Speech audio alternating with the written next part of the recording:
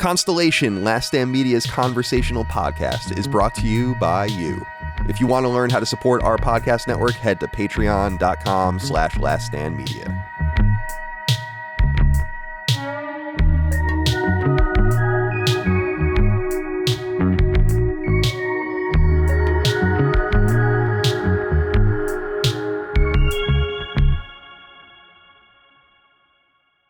Greetings and salutations. Welcome back to Constellation, Last Stand Media's conversational podcast. My name is Colin Moriarty, and I'm joined, as always, by my brother, Dagan Moriarty. Dagan, you wearing a Duke hat? Is that what that is? No, that's a Dagan hat. Oh, okay. Interesting. I don't endorse Duke. Interesting. What is this Duke? Why are you wearing that? Because there's a D on it. Jesus Christ. I keep it simple. That's a Duke hat for sure. I mean, it's Duke, or what is the Japanese major league team? Chonichi Dragons? Oh, is that what it is? Okay. That's another D hat that I have. But those are the big two D hats. That's why I don't big D's. I don't rep Duke. Yeah, I don't rep Duke either. I think I told this story on the show, but on one of our shows, but I like to get trademarked for the names of our shows when I can. Sometimes you can't. Something like Constellation is just too broad, for instance. But I wanted to trademark Defining Duke, and I have a great law firm that represents the company in San Francisco, and their dude who does like licensures and all of that kind of stuff, and trademarks and all of this. He used to work for Clairol, whatever that company's called, and he just he knows everything. And he came back to me. He's like, I got a little bit of information for you to save me money. He's like, Duke University will protest any trademark with Duke in it, and you'll probably win, but this is what it's going to cost you. Holy shit. So they're the Nintendo of college, right? Like they just basically anyone that uses Duke, they just automatically fight it. Like Monster. Right. Exactly. Yeah. That's exactly right. By the way, Greed, I think they're if I'm not mistaken, they are the most expensive college in North America. If I'm not very much mistaken, it might be like 110. I don't know. I don't want to. Can I just bring something up before we introduce our illustrious others here, our teammates? If you must. Went for a walk this morning. Yeah. As I do, but it's hot in the Northeast. I think it was 85 degrees at the time I walked. Supposed to get up to 94 today in Philly. Okay, for a little context. But I persevere. I go for my walk, about 3 miles, 45 minutes ish. Proud of myself because, quite frankly, I'd rather just sip on iced coffee and watch YouTube. Maybe work. I don't know. But I'd rather not walk. But I force myself. Right. But I want to set a new precedent here, because what ends up happening is something I should feel good about ends up with me feeling bad about myself. When I'm out there on the trail and doing it, and somebody jogs by me. They're doing it too, but they're running. Right? Sometimes a college kid, younger, sometimes an elderly person, showing off, making me feel bad. So I want to just say, if you see somebody walking, you're running on the trail, that's your right. But maybe just walk until you're out of my purview. Let's pass so you don't. other. Yeah, I got you. Walk to be polite. Right. Because it's selfish. Right. Fair enough. That sounds selfish on their part for sure. It's so selfish. You know what I think of? We got to get the other guys in here, but Dagan, what the hell are you talking I about? know, like that was the most confusing story I think I've ever heard you say. Yeah, I don't understand what that was all about either as well, but I'm glad that you brought it up because do you remember the woman that used to run through our town on Long Island? Yes. Oh, yes. There was this, she had MS, right? Or something like that. I think that must've been one. There was a doctor in our town. We lived in a little town in Long Island, and she would run. She had MS and she would run to like keep her body going. And as the years went on, it got crazier and crazier to the point where this woman was basically, and we would laugh, but it's like, but she's like stumbling down the street, like barely able to move or whatever. And it always made you feel like an asshole because it's like, I'm just going to go home and sit on my couch. And this woman literally has MS and is jogging miles down the street. And it was like, she got older. Yeah, it was interesting because like, I always wondered, if you were not from our town, what would you think of this? Because it looks kind of insane. Yeah. But we all knew who this woman was. Yeah. So she always made me feel really lazy. Now I feel even worse. You should. Yeah. Just don't run. I mean, I just think it's show offy. It's like, I'm out here walking. That's a brisk walk. I'm not, you know what it makes me feel like? It makes me feel like the kid in high school that's walking around the track for the Presidential Fitness Award. Like I'm going to get, I don't want the participation trophy. You're going pretty fast though. If you're going 45 minutes, 3 miles, that's 15 minutes. I mean, I'm doing like 17. I'm walking around my neighborhood a lot and I'm getting like 17 mile or 17-minute miles walking. So Okay, you're going, so yeah, I'm doing all right. you're Yeah, doing it's much pretty. better. You know, I'm 17 I'm a miles. lady. 17 I can miles. assure you, No, no. Dagan, Christ. 17. if you're ever out walking and I happen to see you, I will make sure I'm walking for you. I won't be running, I promise. Okay, Yeah. bet. All right, Yeah. good. All right, let's Thank get you. everyone else involved here. Let's start with Chris. Chris Raygun, my friend. How are you today? I'm good. I'm in a crunch period right now, trying to get a lot done because I'm flying to New York for a few weeks because I have this unfortunate situation where I've got two very, very important things happening back home, and they're like close enough in time that I should just stay, instead of fly back twice and take 4 flights. That flight from New York to LA is like pretty brutal. It's not as brutal as like, going to London or anything, but it's as far as like a domestic flight, it's as brutal as a domestic flight can be, unless you're like flying to Alaska or something. So I'm going to be there from maybe like the 10th to July 1st. So it's I got to get a lot done. Yeah, that's a long time to be away Yeah. from your. Yeah. Your, I mean, fortunately, I do have an office there that's pretty much set. Like, I don't even have to pack anything. I've set it up in such a way that it's like all I really need to bring is my laptop. I have a mic set up over there. I bring my camera too, maybe, but like I have a PC, all that stuff. But I want to get a lot filmed while I'm here, so that way I can crunch on the edit when I'm home. Very good. Yeah, I totally understand that.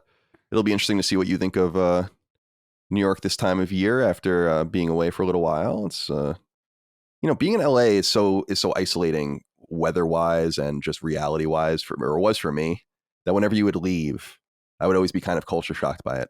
Oh, But- it's different. I gotta say, it's different. It's raining. It's really? really In June? It's really, really weird, the weather in Los Angeles right now, because it feels very much like upstate New York, where it's like it Interesting. rains a couple times, like at least a few times a month at this point, which is like Wow. it feels Wow. rare. It might have rained a Because- few times when I lived in LA. Yeah, exactly. Because I remember the first like 2 years I lived there, like it didn't. I think it rained once, and it was really, really, really torrential rain for 5 minutes, and then it stopped. And that's like how it used to rain. That's And then and now it's like, is it? Yeah, it's gloomy right now. Yeah, that's And it interesting. has been gloomy the last couple days. It's weird. The weather has also been strange here in Virginia, I must say.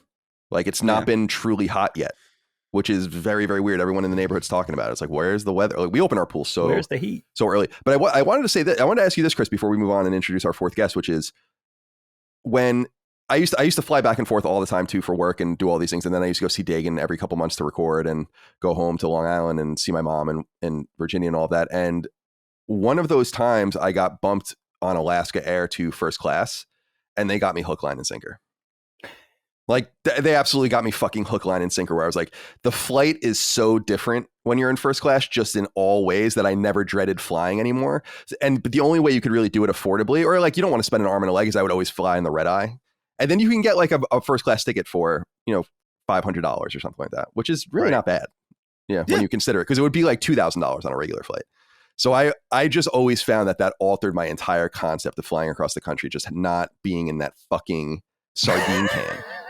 Yeah, it is. It's one of those things where it's way better, but it's still not. It doesn't alleviate enough of the suffering of the plane for me to pay. Like, you know what I mean? It's because it's like I'm gonna be unconscious this whole time anyway. Right. I'm gonna take a Xanax or something, or I'll take like a melatonin and just pass out. And so I'm gonna be asleep through somebody's gonna be rolling through with a cart with like, would you like wine? No. Yeah, they give you the hot towel, the real silverware. And I don't know what to do. What are you supposed to do with the hot towel? I don't know what the fuck I'm supposed to do with that. Yeah, I wash like put it on my head and wash my hands with it. I don't quite know what the intention is. I do what I see other people doing with it, but I don't know what I don't know what. I haven't touched it. I haven't done anything. They give you a tong with the tongs, and they burn the shit out of you with the towels. It's so fucking hot. Yeah, the fact that they grab this molten fabric with a metal tong and then put it in your hand. It's a weird. I don't know, man. Like I liked first class. I flew first class, I think, like twice, and it was cool. It's definitely better, but I just slept the whole time. Yeah. which it was more comfortable, but it was still not as comfortable as, not being in a plane.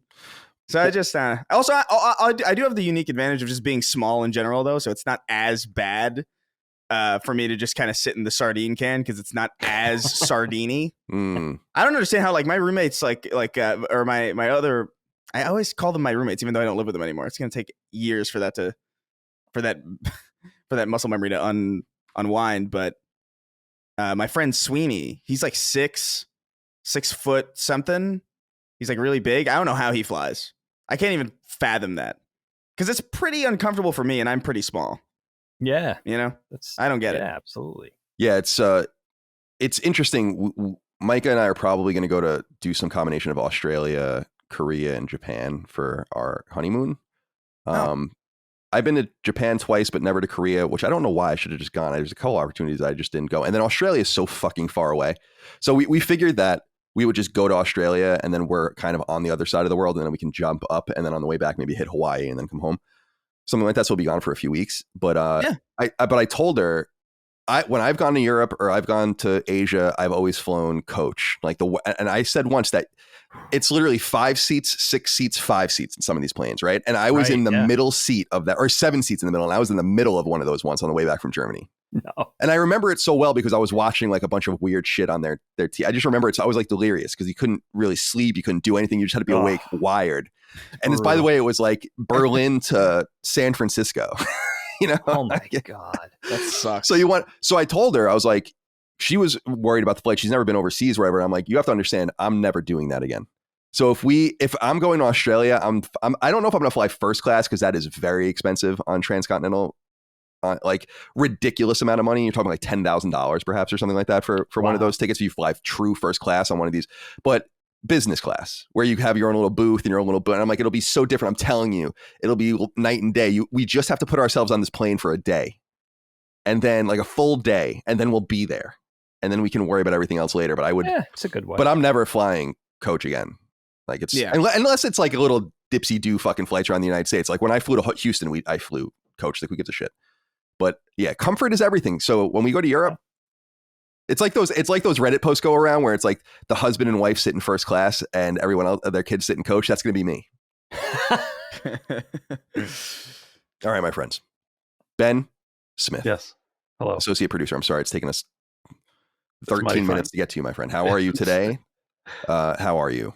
I'm doing pretty well. It's warming up here in Western Pennsylvania. I think I've mentioned this before. It goes from kind of gross and dreary to hot for no reason because it's not enjoyable when it's hot here. Mm-hmm. It's just hot, and it's not like you don't just get a warm time, you get a hot time, and then you go back to being cold and wet. But this is the first time in my life. I'm a little soft. First time in my life I've lived without central air. We live in a really old house now. Yeah, and I think maybe for one summer when I lived with some roommates right out of college, I just had like a tiny little cracker box room and I had like a window unit. So it was like central air because my room was like 10 square feet.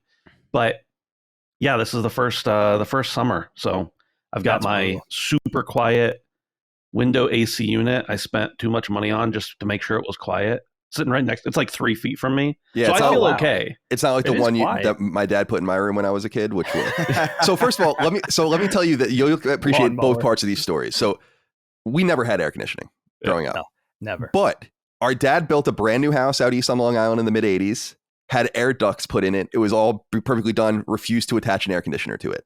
So we had all of the proper work done for central air, but he refused to ever do it because it cost too much money. And then in high school, when I was in high school and we lived in another house, we sold that house. We lived in another much older house. He got me an air conditioning unit from one of his friends that I shit you not was from like 1974. Oh, was it the wood one with exactly with like the grill? Yes, exactly. Yeah.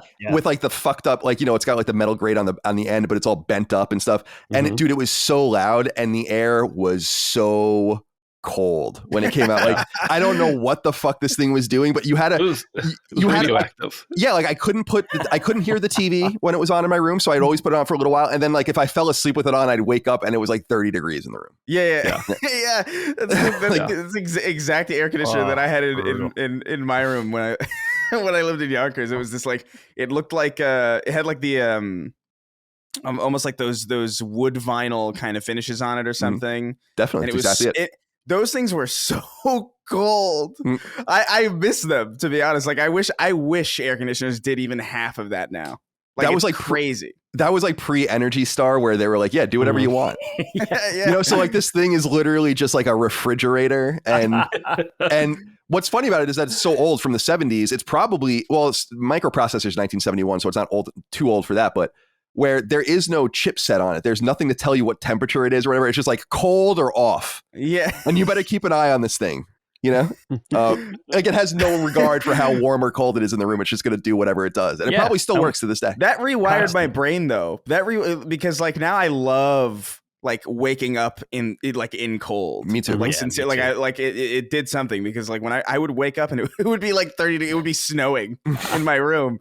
And I'd be like, this is amazing. And then central air is great, but it doesn't hit like that. Like central air is a closed bedroom with one of those ACs where you could like the doors closed and you can hear it on from the outside, and you know that it's the cool thing about the central air to me. You must have it down here. I mean, I don't know what you would do in the South without it, but and I'm sure people do get by on window units, but I can't imagine many people living in the South without AC in this modern era. But what's funny is that our parents just didn't care. You know, they were just like, no air conditioning. There's going to be no air conditioning. We had a pool. We did. And there was that, but I always just found that funny. Like, cause when you're a kid, especially when I was young, I was the youngest, I was very mechanical. Like and I don't mean that literally. I mean, like whatever someone wound into me, I was like, yeah, this is the way it is. I'm the last one coming up, and this is the world I'm coming into. You don't really sit and think about it. It's like, Dad, why didn't you just put why couldn't we have an air conditioner? Why couldn't we use paper towels? No paper towels. Couldn't sop up the sweat with anything. What does that mean? Our dad wouldn't allow us to, like, we would have paper towels in the house, but they were so precious that you weren't allowed to use them. You know, they would be there. They were like for a special occasion. My grandma used to recycle Ziploc bags. My dad does that. So I remember doing that when I was a kid. Like, I'd seen my grandma do it. So I'm like at home, I'm like washing out the Ziploc bag, and my mom looks at me. She goes, "We're not doing that here. You can do that at grandma's house. We're not doing that." Yeah, totally. Like, okay. That's my whole thing. I say that to Micah too. It's like there's certain things as a kid that my parents just. It's like, don't use the Ziploc bags. Don't use the paper towels. You know, whatever. And it's like I'm using so many paper towels as an adult. I go through so many paper towels. It's not even fucking funny. No, you know, I do the same thing. Yeah, fuck that. Me too. Yeah, because like, I think it's almost like a reverse. You experience such tyranny as a child that you can't use this thing. And now that you're an adult, it's like, fuck you. I'm gonna use so many paper towels. It's disgusting. I buy them in bulk at this point. Yeah, exactly. Because I go through them so quickly. Exactly. Yeah. I do too. And Chris, the funniest part about that is that you're engineered with this, right? By your parents. You go into Costco to buy them for the first time. You're thinking that a paper towel roll must cost $25. You realize that you go in and you can get enough paper towel to cover Magellan's circumnavigation around the earth for probably $13.50 at Costco right now. Yeah. You know, so like not only were they busting balls about it, but it was not even that expensive. It's the same thing with tissues and all. It's like, shut the.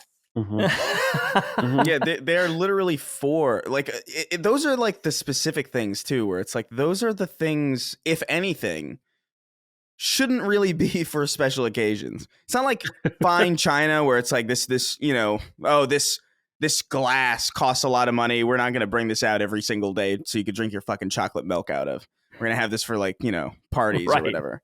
But it's like paper towels. Yeah. I don't know. I never understood it. Ben, let me ask you, your kids, right? Because Colin and I grew up with no AC, so we had no context. We didn't really know. We knew we were hot in the summertime, but we didn't really know what we were missing necessarily. You just thought that's how your kids, did they have AC at one point? Now they have no central AC? Yeah, I mean, my kids are 7 and 9, and we've lived here for 6 months. So, you guys we bought it was so stupid cheap. I'll get into that with you guys some other time. But a Victorian, and it's just not feasible. Sick. Yeah, What it's year? 1880. Sick. So Yeah. cool. And like Love it. it would be feasible to put like something in. Like there's those little tiny pinhole things that they run through ceilings and stuff like that that you see in like old museums and stuff. But like it would cost as much as I make in a year, literally, to put it in. Because I got a quote and I'm like, no, I'll just put in my window units. Like maybe someday way down the line, but like I know they make those, and then people are going to write in and be like, oh, you can get one of these things and one of these. I'm not putting anything in that makes the place look different. Like that, this house has looked like it's looked for over 100, almost 150 years. Sure. I'm not putting anything, I'm not punching any holes through walls. I'm not doing anything unless it's so minimal you can't even tell. So that means I got to pay, big money. And I'm not, I'm not paying almost what I paid for the house for AC. So I have a window unit now. Yeah, it's $600. It's way cheaper. I can tell you something. There you go. I'm tearing that fucker down if that's mine. I've always had a rule. I just AC, like I can't, the second I experienced air conditioning and experienced life without it, I was like, never again. Yeah. Never I've again. always I had would a rather rule live in a box with AC than a mansion without it.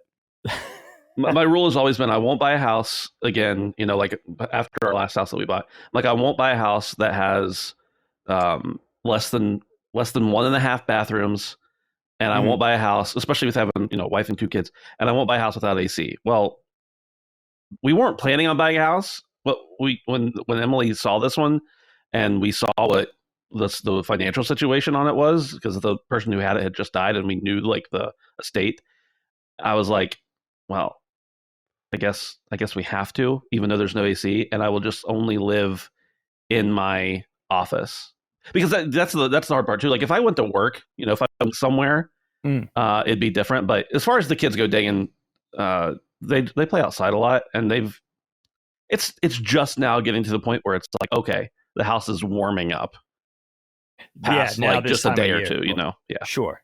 So kids are resilient though.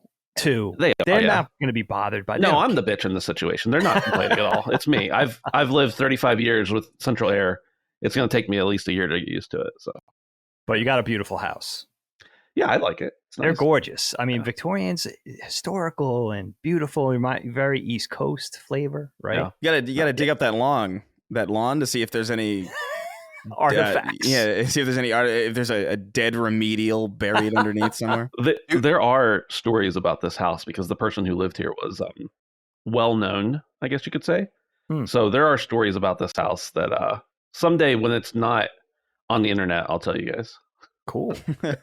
Cool. Yeah, that's God, old houses are so cool. I love old houses, especially in the United States.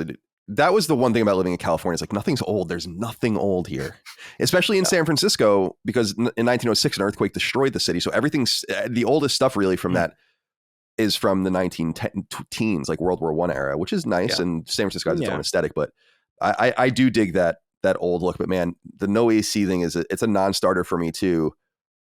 But yeah, when you're a kid, you just don't know any better. And by the way, I wanted to say as a postscript before we get into the first topic that Dagan and I were at my sister Allie's wedding our sister Allie's wedding a couple of weeks ago, and we saw my dad's whole side of the family, who we never really see anymore. We see them only here and there. In fact, I hadn't seen some of them since Dana, our other sister, got married in 2003. So we were all catching up and yucking it up.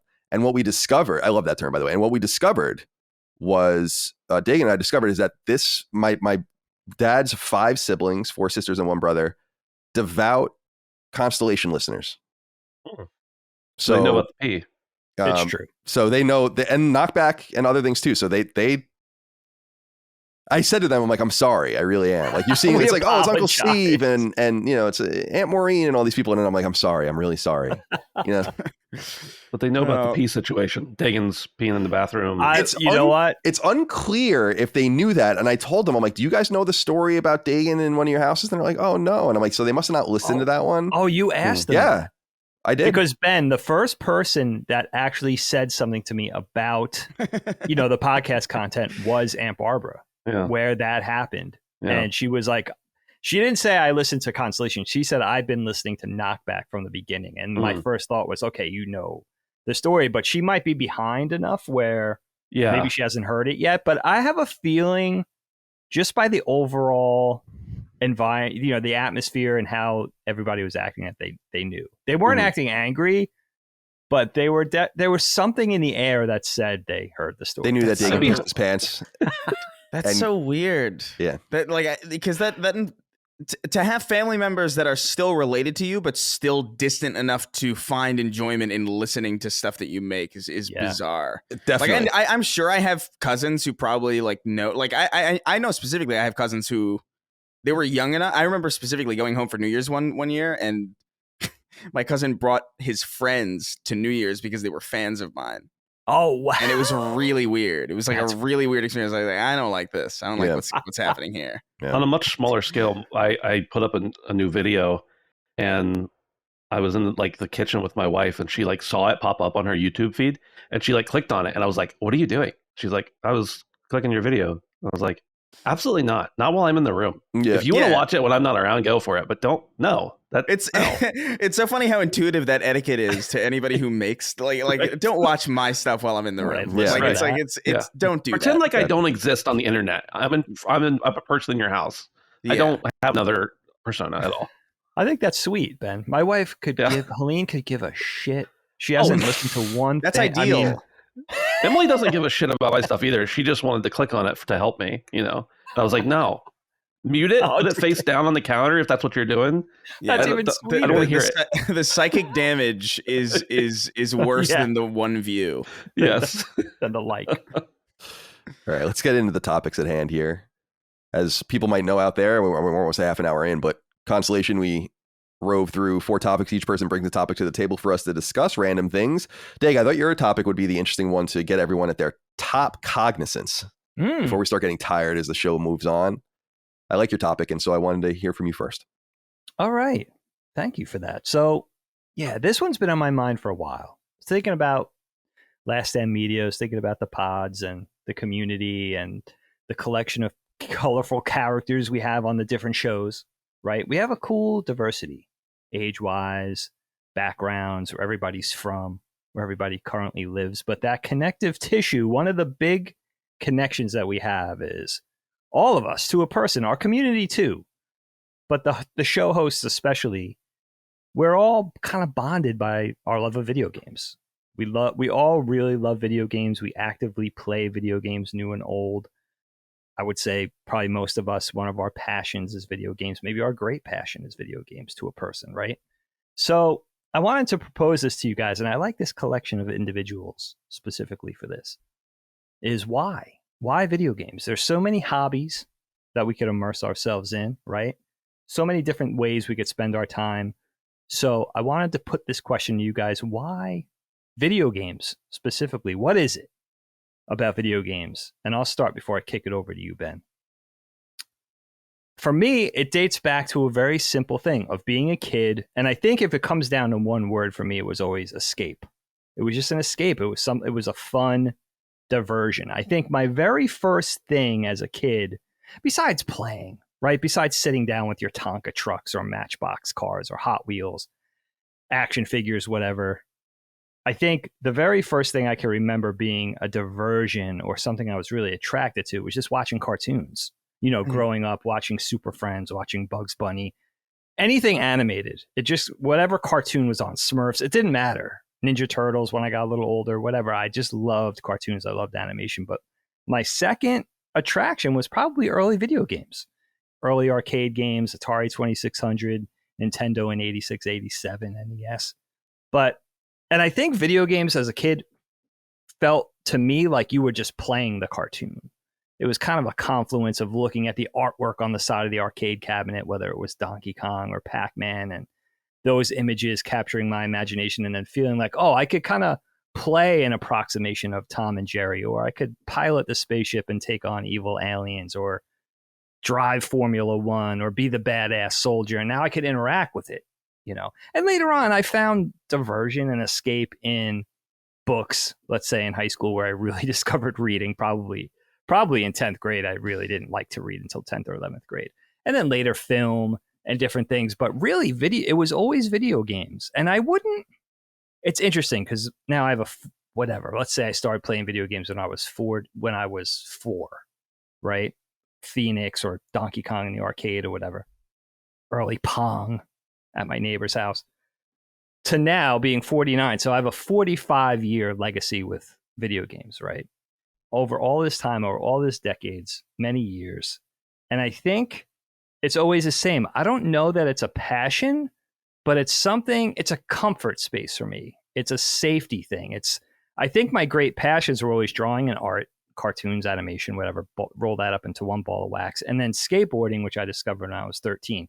But video games was always something that I reserved, not as an also ran, but something that I integrated into my process and routine dating back to probably junior high school, where it was the third thing in line that I would do when I put down the skateboard or put down the pencil or crayons when I was really little. It was the third thing that I turned to as an escape, where I always reserved a little time at night for it. That was my private time. Skateboarding, especially, like, that was for like a little community, my little clique, my friends, and something that I did actively in a social way. But video games was something reserved for me, whether I was playing with a friend or, challenging a buddy of mine to Street Fighter in the arcade. But it was still something that was reserved for me, and something that I was always just kind of attracted to. It's to the point with video games where I don't even understand how somebody can't be into it. Colin and I talk about our sister Dana, our older of our two sisters, who really never had a shine for video games. It kind of just never took to it, never really understood it. To me, I think it was always one of those things where I could see really dumping all of my time into it. I really enjoy it that much. I have to always limit myself. I remember dating back to high school, I was like, I'm going to give myself 2 hours to play, insert game here, Super Mario 3, because I'm going to end up dumping 14 hours to it. I'm not even going to go to school tomorrow. So it was always something that I recognized as something I could be really attracted to. And I had to purposely limit myself. I loved it so much. So for me, that was always video games. It was always a means to escape the stress, escape the anxiety, whatever I was concerned about, girlfriend issues when I was young. And even to today, worrying about jobs, the nomadic animator lifestyle, whatever. My kids are getting older. They're going to be out of the house in a matter of years, whatever I'm stressed about. It's always a nice diversion to escape into that fantasy world and especially interact with it. So for me, that's why video games for me. Ben, I'm kicking it over to you, my friend. Where do you go with this? When I first saw your topic come through, the first thing that came to mind is there's a podcast called A Life Well Wasted. He only did 10 or 15 episodes, and one of them was 9 years after the other. But there's one from 2009 called Why Game, where he just goes and asks people why they game. And there's a variety of answers, but a lot of them are, I don't know. I don't know. And that's kind of where I'm at, because I've been playing video games literally as long as I can remember. I have a while back, I asked my mom, I'm like, hey, this memory I have, when was this? She was like, well, we moved out of there when you were 3 years old. So it was before then. I'm like, oh, okay.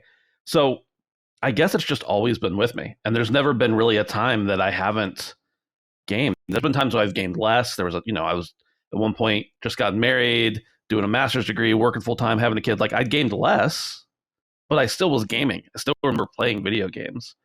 And so I think if I really have to think about why I game now, there's kind of two opposite ends of the extreme. Other than the fact that I like, creative stuff, I like thinking, I like entertainment. Everybody likes entertainment, whatever. The reasons now are opposite ends of the extreme. One is because it's a way for me to do something by myself, that I can go get away from the family after they're in bed, go and play some games, enjoy myself, think, not have to interact. But then the opposite extreme is I play games for community. And this is even more so in the past few years when, your friend group gets smaller as you get older. Experiences we've had in the last couple of years have separated us from people more. And so just being able to hop on to Discord with a friend and jump into a game, doesn't really matter what it is, because we're just playing in order to hang out, have an experience together, talk about work, our days, whatever. And so it's kind of a nice stress relief and a community in that sense. So, when I want to play a game by myself and be alone, I can do that. Or if I want to have an excuse to get together with a buddy over the internet that, we're separated by 1,500 miles, but we can still communicate over a shared experience. And I have one friend whose wife is like, why don't you guys just like get together? You're only a couple minutes apart. And he's like, well, that's not, it's midnight. Do you really want me like going over it? Like I could just hop on to the internet and we could get together, because we're never going to find a time where all of us are free during the day, apart from family obligations and work and whatever else. So smart. Yeah, it's just a nice, I think it's, for me, my current reason for gaming is those two things. I can either be alone or I can hang out with people I don't get together with normally. Very cool. Dave, do you want to steer this one? I didn't know if you wanted to. Sorry, I was muted. Yeah, absolutely. It's funny that you say that, because I think probably my sentiment about gaming being something reserved for pure, now I don't want to say alone time, but purely for myself, probably doesn't speak that loudly to younger people, because I am older and social gaming was not for everybody, but was largely less of a thing for us Gen Xers, right? It was more really, social gaming really started with the advent of probably the early fighting games like Mortal Kombat and Street Fighter, which was largely an arcade thing, then ported over to the 16-bit generations and onward from that point. But that's an interesting. I was going to say, do you think social gaming started there? I feel like social gaming is actually, I think you're right in the sense of the more modern way we look at it. But what's funny to me to think about is a game like Pong, or even the whole 60s and 70s pinball scene seemed to be mega social, competitive play. Yeah. And just bar scenes, high score. Right. Like if you read some like Fire in the Valley and some of these books, like they talk about how their biggest customers were bars, right? For Pong. Yes.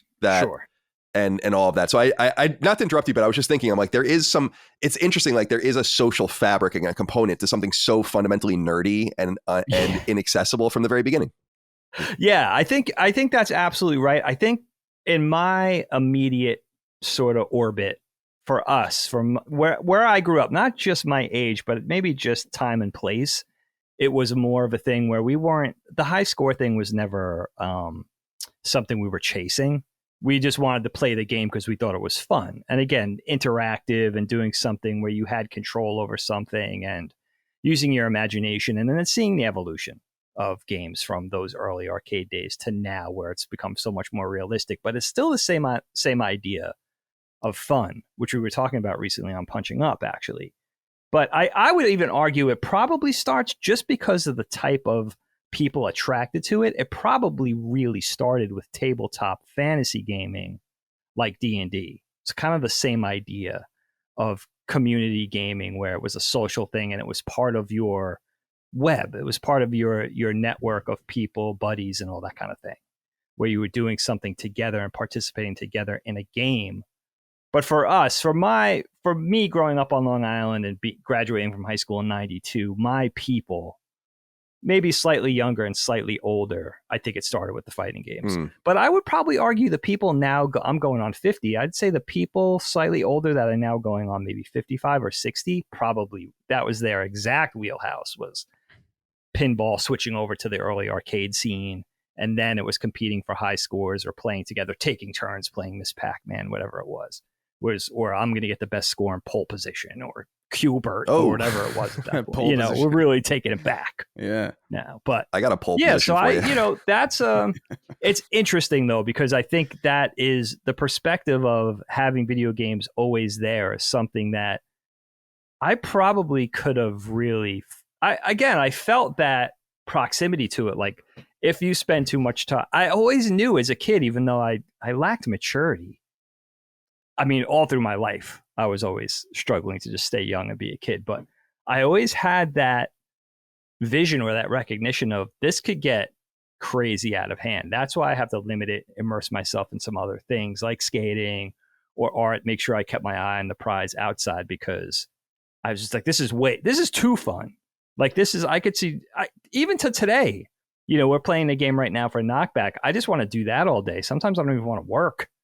So it's always that thing of keeping that hobby at bay. It's always been, that's why I don't understand the people that don't do it, because I feel like it's so enjoyable that how can anybody not fall for this hook, line, and sinker?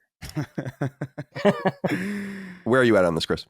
Yeah, I don't know. It's an interesting question, because I feel like I have such a weird experience with it, because they've always been around for as long as I can remember. Like like one of my earliest memories is rolling up an NES controller after like playing the original, because I grew up with an NES, and then I kind of skipped from the NES to the PlayStation.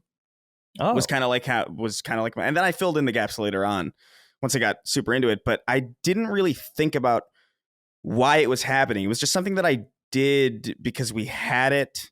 It was, I would play Tekken 2 and Marvel vs. Capcom with like my sister and stuff. And I would play Strider and Spyro and Crash Bandicoot just because I thought it was cool. But I was so young at that point that it was more like an extension of me playing with like action figures in some way, where it was like, oh, this is like a toy for me to play with, and look how fun this is, so fun and interesting, and oh, I like the music, it's doing something. And then at a very specific point when I got old, like a little bit older, enough to kind of understand what this was, although still largely ignorant, it became almost exclusively an extension of action figures. Like I talk a lot about how the PlayStation 2 was my Dragon Ball Z machine, and it was literally just that. But I would play Dragon Ball Z games on it because it was just like, wow, this is way better than playing with action figures. Are you kidding? I could make them explode and shit. This is awesome. And the same thing with like Spider-Man was like a big early thing for me, where Spider-Man, Neversoft Spider-Man on the PS1, and then obviously the movie-based games on the PS2 and Xbox. And it was just a way for me to engage with things that I already enjoyed in another way. And I didn't really appreciate them for what they were, I think, until like, I think the 360, honestly. Like probably like 2005, 2006, where I started to really think about like, what the hell are these things? Like I didn't fully understand what a video game was. I didn't have a concept of developers or publishers. And I didn't have a concept of these things being built in like a studio for people's public consumption. I think I understood that on some level, but I understood a lot more about movie making at that young age than I did about video games. Video games were entirely mystifying to me. Like my friends and I used to joke about how there was a point in time where we sincerely believed that if you could get out of bounds in Halo 2, there was a whole world out there. like that was conceivably true. Like it was just like, because I didn't like, what the hell are these spaces? They're fake spaces, but I'm moving through them. So like they must be real on some. It's like it broke my brain for a long time. And then I think with the advent of online stuff, the online of Xbox Live and playing like a multiplayer game where I was playing with, 15 other people, and I had my own screen and I could hear people talking, and I was playing with people from like, the UK and Japan or whatever. And I was like, that I think blew my mind at that point. I was like, I have to know more about this. I have to know more about whatever this is, because this is incredible. And then even earlier on with the stuff that Rooster Teeth was doing with Red versus Blue. Red versus Blue, like that fascinated me. I was like, you can make movies with like this machinima stuff? and all this. Yeah, like because I always was interested in movie. Like that was like my primary thing. Like I learned how to edit when I was like 7. Which is not a unique thing now, because that technology is like very widely available. Like you could give a 4-year-old an iPad and he'll probably learn how to edit on CapCut or whatever. But at the time when it's just Windows and Movie Maker, and you had to learn how to like install certain things, and that's pretty, it wasn't a common skill at all at that time. And so I was super interested in it. And once I realized that not only was this a tool for community and communication and making friends and socializing, it was also this utility that you can use to make things in an entirely different medium. That really exploded it open. And that's when I started really getting into it. That's when I really started delving into like GDC talks and trying to learn about like, and this was like high school. I was like, how are they making this stuff? Like who makes like who's in charge of this stuff? Like who does what? So I feel like I was kind of late to the party in terms of like really understanding like what the medium was, even though I had played for so long, even before then, like obviously like Strider and the original, like I bring up that that ninja game on NES a lot, Shadow of the Ninja, that I played incessantly. Wow. But I just didn't understand what it was until later, and it captivated me in the sense that it as a tool. And then I was just enamored by just the engines and like the way that physics played a role in so many, because I love physics. Like physics-based stuff is my favorite shit. Like I love all that stuff in video games, like Half-Life and Halo, even something like Gang Beasts, which is hysterical to me. I love Gang Beasts and that stuff. But yeah, I don't know. I think it's why I think it's just because I'm just fascinated by it still. Like, even though I know so much more about it than I used to know, I know like, oh, Fallout is no longer like, whoa, I'm stepping into a world. It's like, oh, Todd Howard made this. You know, like it's a lot less it's a lot less mystifying, but there's still an element of like, how do people make these? As much as I understand about how they're done and what engines do what and what creative directors are in charge of what and how to implement this in I've fucked around with Unity and Unreal. Like I've made like pet projects that have no real beginning, middle, or end, but they still have this sense of, I don't even know where to begin crafting something like this to the degree and to the level of polish and expertise that even some of the worst games exist in. You know, even something like Lord of the Rings Gollum, I look at that as like, that's a mess. But like, I really have no idea like how anyone even begins to make something like that. It's incredible. Like, it's still, even in its worst form, it's like impressive to me that they exist. And that we can interact with them in the way that we interact with them, and that interacting with them does what it does for so many people. Like in high school, when I didn't have a car, like I couldn't just go anywhere I wanted. Like that social experience was pivotal, like really, really important to me, because I could come home from school, I could do my homework, and then I would get on, and then my friends would be on, and we would be talking, and then we would build this relationship. I still talk to those people. Some of those people live down the street from me right now, across the country, because we're that tightly knit. And I don't know. It's I feel like it's going to continue being that for me. It's also, I mean, it's very well said. Everything you said really resonated with me, Chris. And I love the generational perspective and the differences, but the ties too, over, maybe 15 or 20 year age difference, where it's like, wow, that really speaks to me on a level that, again, it does feel like a community, even if we choose to play different games or we play socially, or we play on our own single player. It's this common love and attraction and fascination. I love what you said about that NES game, Shadow of the Ninja. It comes back to that sentiment for me of being a kid, and it was cool enough to read a comic book about a ninja or watch a cartoon about a ninja or a spaceman or a soldier, but now I can be the ninja. Like, what? Oh, yeah, hello? Yeah. Like, of course. Like, I'm in. Like, I'm in for life. That was made for me specifically. That's what really spoke to my soul. And what you said too about action figures was something I was thinking about last night. For you, it was Dragon Ball. For me, growing up in the 80s, it was Star Wars and G.I. Joe and Transformers. But I loved all of that, collecting, playing, imaginative play, action figures. It was such a big part of my childhood. But something, as you were speaking, spoke to me, or occurred to me as you were talking, and it was all of my hobbies, whether it was skating, all the main things I was attracted to, skating, art, playing with action figures, they were fun, but they required work to evolve, work to get better, work to be creative. With action figures, you're setting them up, you're collecting them, you're setting them up. Now you're playing out a campaign that you're creating, and then you got to clean up. There's work involved in that. There's it's a little labor intensive. Video games is my only hobby.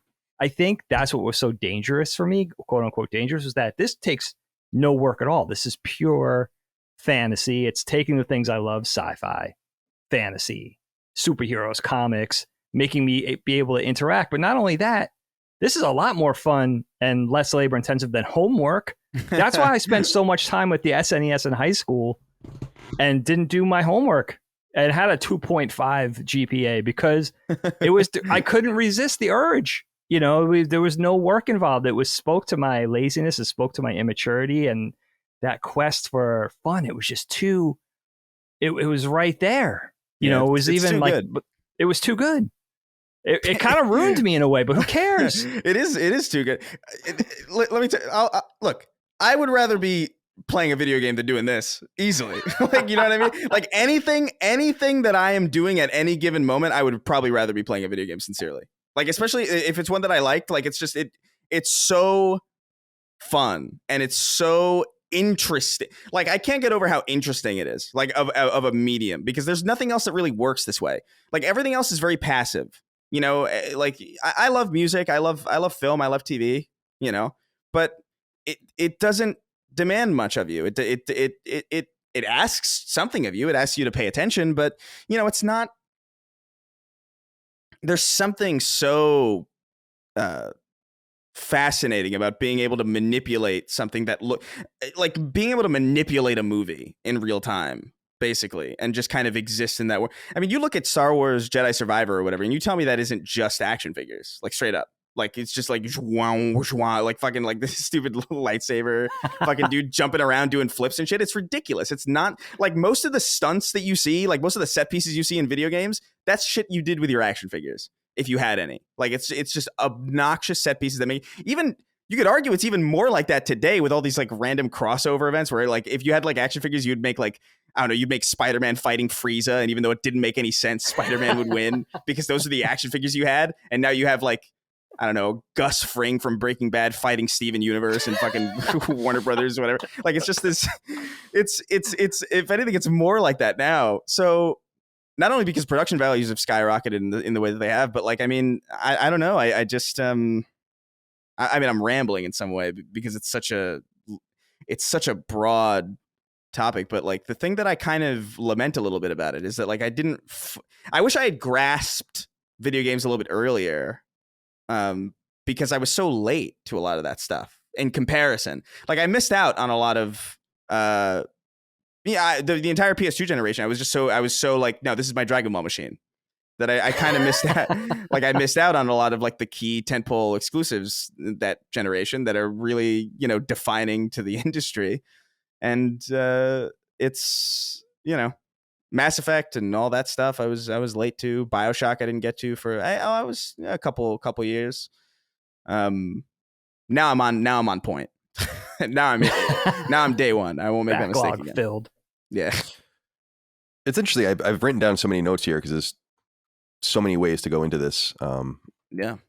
One thing I wanted to touch on was the different kinds of art that exist, and games as art, and this kind of trite conversation. But one thing, I was listening to this totally unrelated conversation, this like debate the other day about another topic, and someone had brought up that she was a dancer, and dancing is an interesting art form in that it's ephemeral. Like, it exists only when it happens, and that's it. Otherwise, the dance doesn't exist. It exists in your mind, or you wrote it down, you have a videotape of it or an idea, but there's actually not even really like you can't even write it like you write music. It's this thing that just exists. And it showed that there was this spectrum of artistic experience, and the way so another example is you're painting, and there could be, you know, we watch Bob Ross or something, and there's someone watching someone paint, but really the end result is the painting, and it exists forever. That's the painting. And you can make prints of it, and people will copy it. Your students will copy it. There'll be fucking black market copies of it and all of this, but it really is just the painting as it exists, right? Then you have something like music, where the music is usually written and performed, and then it's recorded, and then you go out and hear it live. And I love the different strata of art and the way you experience it, and how none of them interact with each other. Or not interact, that's not true. They're not the same. Yeah. And so you can go you can go see a dance live, and you can go see a concert live. That's how dance and music cross over, obviously. But the music still exists, right? The dance kind of is this more ephemeral thing. That's really interesting when you think about it. And film and TV shows and all of this. And so I think we get to video games, and video games is not the first thing to fuse different art forms together, because we just talked about dance, which is physical movement and music and so on and so forth. But it's like a new, unique permutation of experience that adds something really essential that none of the other arts could possibly have, which is interaction. And you might get that at a concert when you're yelling back the lyrics or clapping along with the drums, and you might be able to watch your favorite painter paint and all of that, but it's not the same, because when you turn on a video game, nothing happens without you. And that's a unique thing to get into someone's mind at a young age. So I wanted to say that. I think that's one piece of it, is like video game spaces are revisitable. It's almost like so this is where it would cross over with music, in my opinion, which is not only soundtracks and scoring and all of that, but the idea that you revisit a song means something to you. It brings you to a place in time, you hear it, you associate it. You go into a space, and like I go to the original Legend of Zelda, nostalgic like that. I'm in that world again. I know exactly what to do. It's unique and interesting in the way that these different art forms cross over. And I think games is kind of video games represent this very logical culmination of experience. It will, in my opinion, and I don't say this as a stan of video games necessarily, although I am, but it's not ever going to get better. I love to read, although I don't read nearly enough anymore. I love to watch TV, although I don't watch almost any TV anymore. And I will always enjoy all these things. And it's funny that you guys bring up action figures too, because I loved action figures as well. Yeah. So there's something about the play and the balance and all of that that's really innate to it. But I say video games strike the balance best of experience, of art, of music, of bringing all of these different things together and giving you a true experience that can be social, that can be independent, and that it's so vast, much like, say, fine art, that you can mine it for any reason that you want. And there's really no valid or more invalid reason than the other. So it's like, my friend Doug, who will be at my wedding, who was my roommate, one of my roommates in college for a while, used to love playing Xbox 360 NCAA football, but he would just simulate the seasons just to see what the stats look like. Love that. And someone would look at that and be like, what the fuck are you doing? But that's like what he got out of it. Very similar to when I used to play NHL 94 and I would keep stats by hand, because like that's what I got out of it. But my neighbors would just want to go on and play arcade 5-minute games and give a flying fuck what happened in the game. And that's the deep artistic merit, I think, of video games that a lot of people, like one of our sisters, as Dana, that we brought up, overlooks. It's that you don't get it. And I don't think it's actually a good thing that you don't get it. I think it actually, that you don't understand is, and I'm talking about someone like her or the royal you, but that you don't understand is not something you should be proud of, because you're missing out on this whole dimension of expression and experience that you would otherwise never have. And yeah. I don't know exactly what brings me to play video games today. I think part of it is that it became my profession. That was not intentional. I didn't become an adult thinking I was going to do this with my life, but I did. And it became, but it's always been special to me. I've always spent an inordinate amount of time. And you know what? One of the things that I think might be relatable to people out there is that I think a lot of it has to do with continuity for me. As my life was uprooted and fucked up as a child frankly by the decisions of my parents from a very young age, with their divorce, with their separation and divorce, and being brought about and starting school in a different place over and over again, and then being back where you began and all of that, is that I always could take my NES or my PS1 or my SNES or whatever and hook it up, and it was like the same save file for Final Fantasy VI. It was the continuation of my NHL 95 season. It was something consistent. And video game, and it sounds lame, but video games were always there for me. And I needed them. Like, I really needed them when I was a kid. And I think that imprints on you pretty deeply as you get older, and it gets hard to shake that. And I tell the story on Sacred sometimes that there was about a year in college, my sophomore year, where I just didn't play games. But the caveat of that is that I actually did, because I say there were 3 times that year that I actually came back. I mean, that's where I played, where Grand Theft Auto San Andreas came out. I think Resident Evil 4, like other things. It's like, yeah, I'll play. So like, you never can really, if you love it, you can never really even get away, even when you try to. And I was like, I'm going to try to be more of a serious academic. I really need to focus on these other things. I got to do other things. But even in that thing, I'd sit for 50 hours of San Andreas when it came out. I couldn't resist that. But like, to me, it was like, I don't play games anymore because I'm not buying a game every week, and I'm not fucking playing all this random shit and doing all these things. And So I think that the dynamism there is there too, and the timing is there, and the syncing of what I liked about games and what I like about life, and like statistics and numbers, and you can see why that. And I'm not into math; that's different.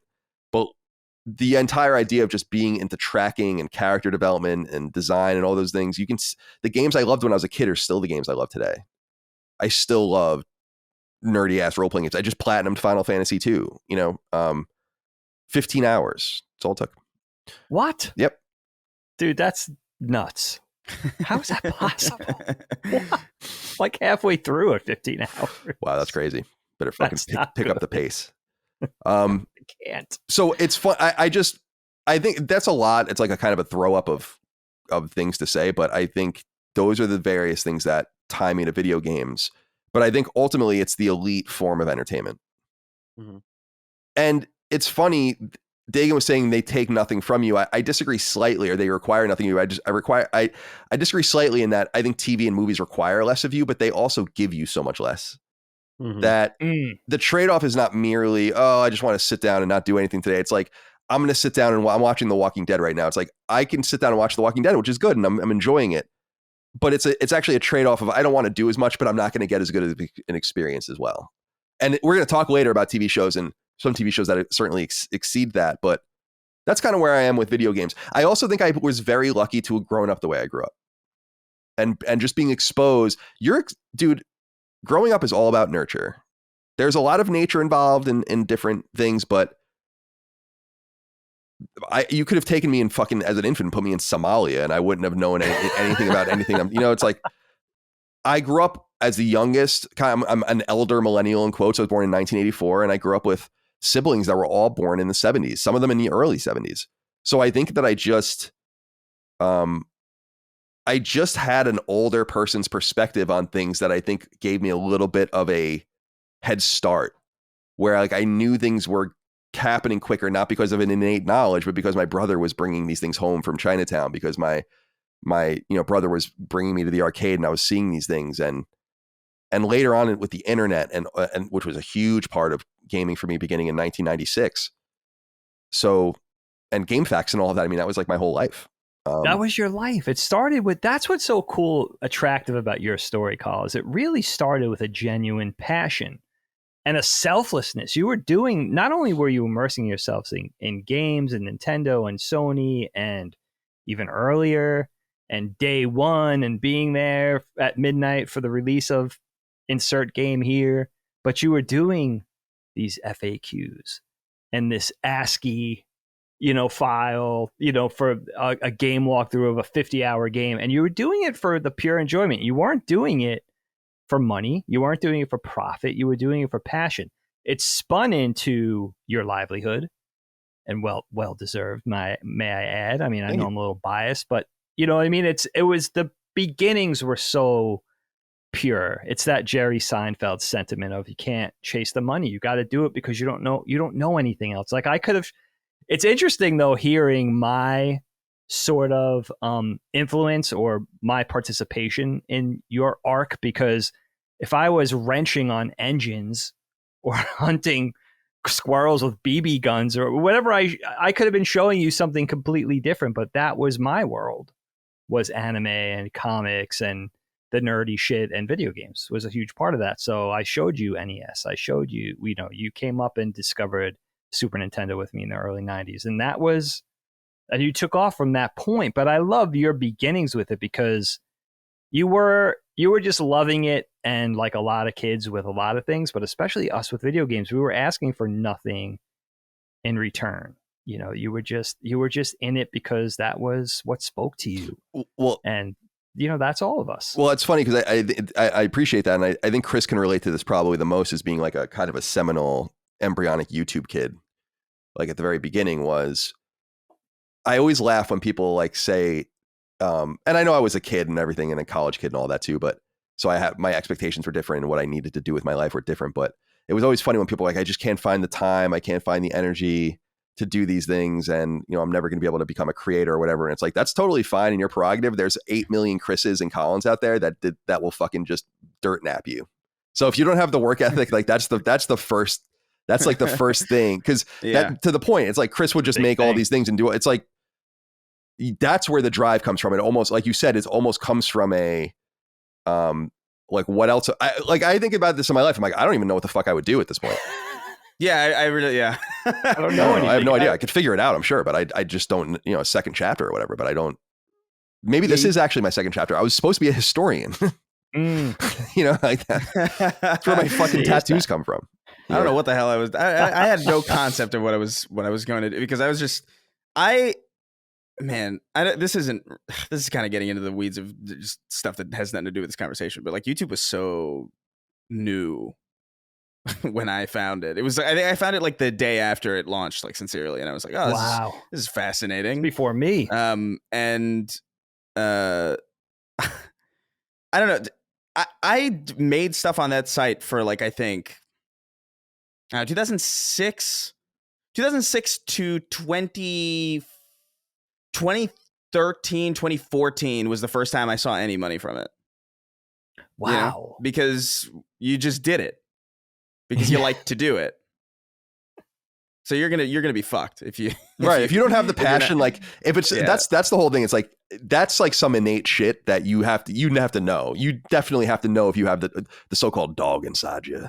If you have that dog, then you can definitely do it. But if you don't, there's a million Chris Ray guns that are gonna just eat you alive. Yeah, lap you. Yeah. Absolutely. So I always laugh about that. It's like, because I think everyone thinks they can do content creation, which I think is cool, because the reality is that literally anyone can do content Anybody creation. Can. Yeah. But I think that people don't understand just how really you have to leap, man, to do this kind of stuff. Like you just have to, because you're competing with so many different factors at so many different nexuses of competition, talent, money, reach, all these different things. You better get to the work. I'm making someone out there real stressed right now. Someone's fucking sweating bullets. Oh my God. Someone thinks I'm talking right to them. Am I devoted enough? I love what you said about payoff too, Kyle. That it is a low barrier for entry with video games. And yeah, what I said about it not being work and just being pure fun. But yeah, the payoff or the satisfying sort of thing at the end is much greater, because you're making it go. Like you said earlier, you're making this thing run. You're the engine. Well, this is where you get... I'm sorry, go ahead, please.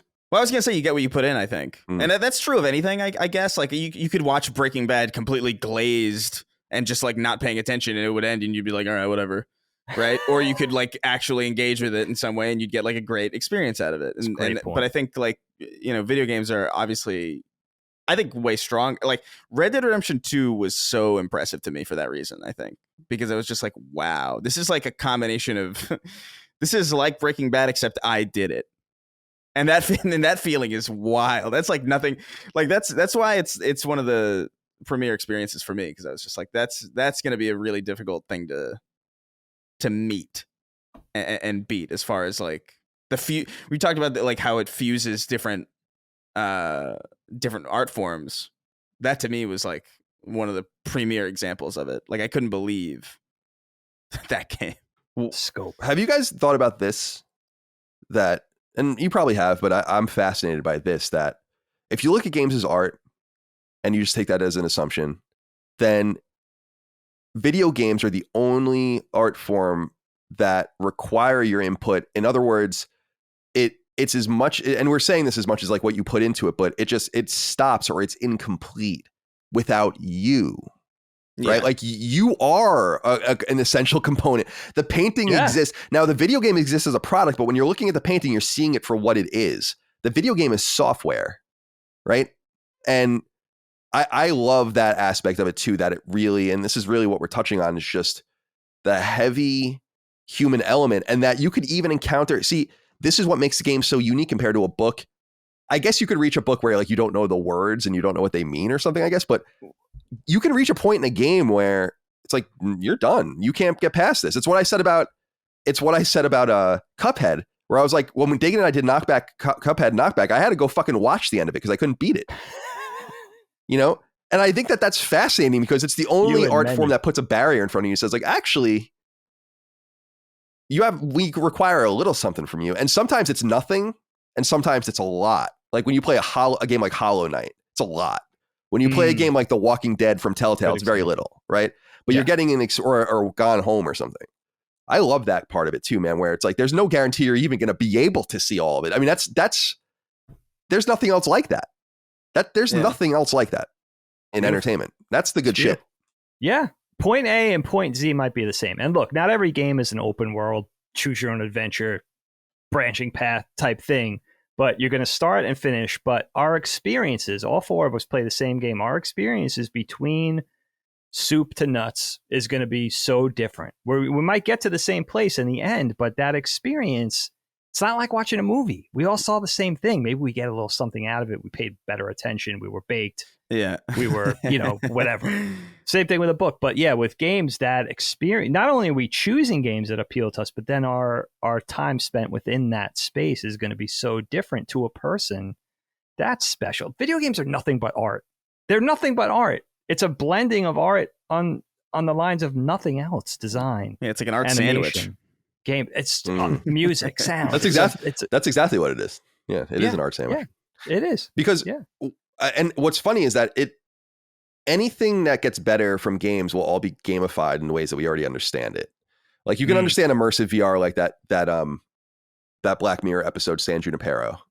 Like that could be one aspect, that could be one outcome of the road we're on, and so on and so forth. But the only thing that we know is that it's not like we can recognize games are so dynamic that we already kind of have a holistic view of what they can be, even though we haven't achieved it yet, and have found so much gamification entering into every aspect of life. Like achievement culture itself is in every aspect of life. Mm-hmm. It's on my fucking watch. Yeah. It was, I remember I was being obsessed with, probably it was more than 10 years ago now, Foursquare, when I was obsessed with that.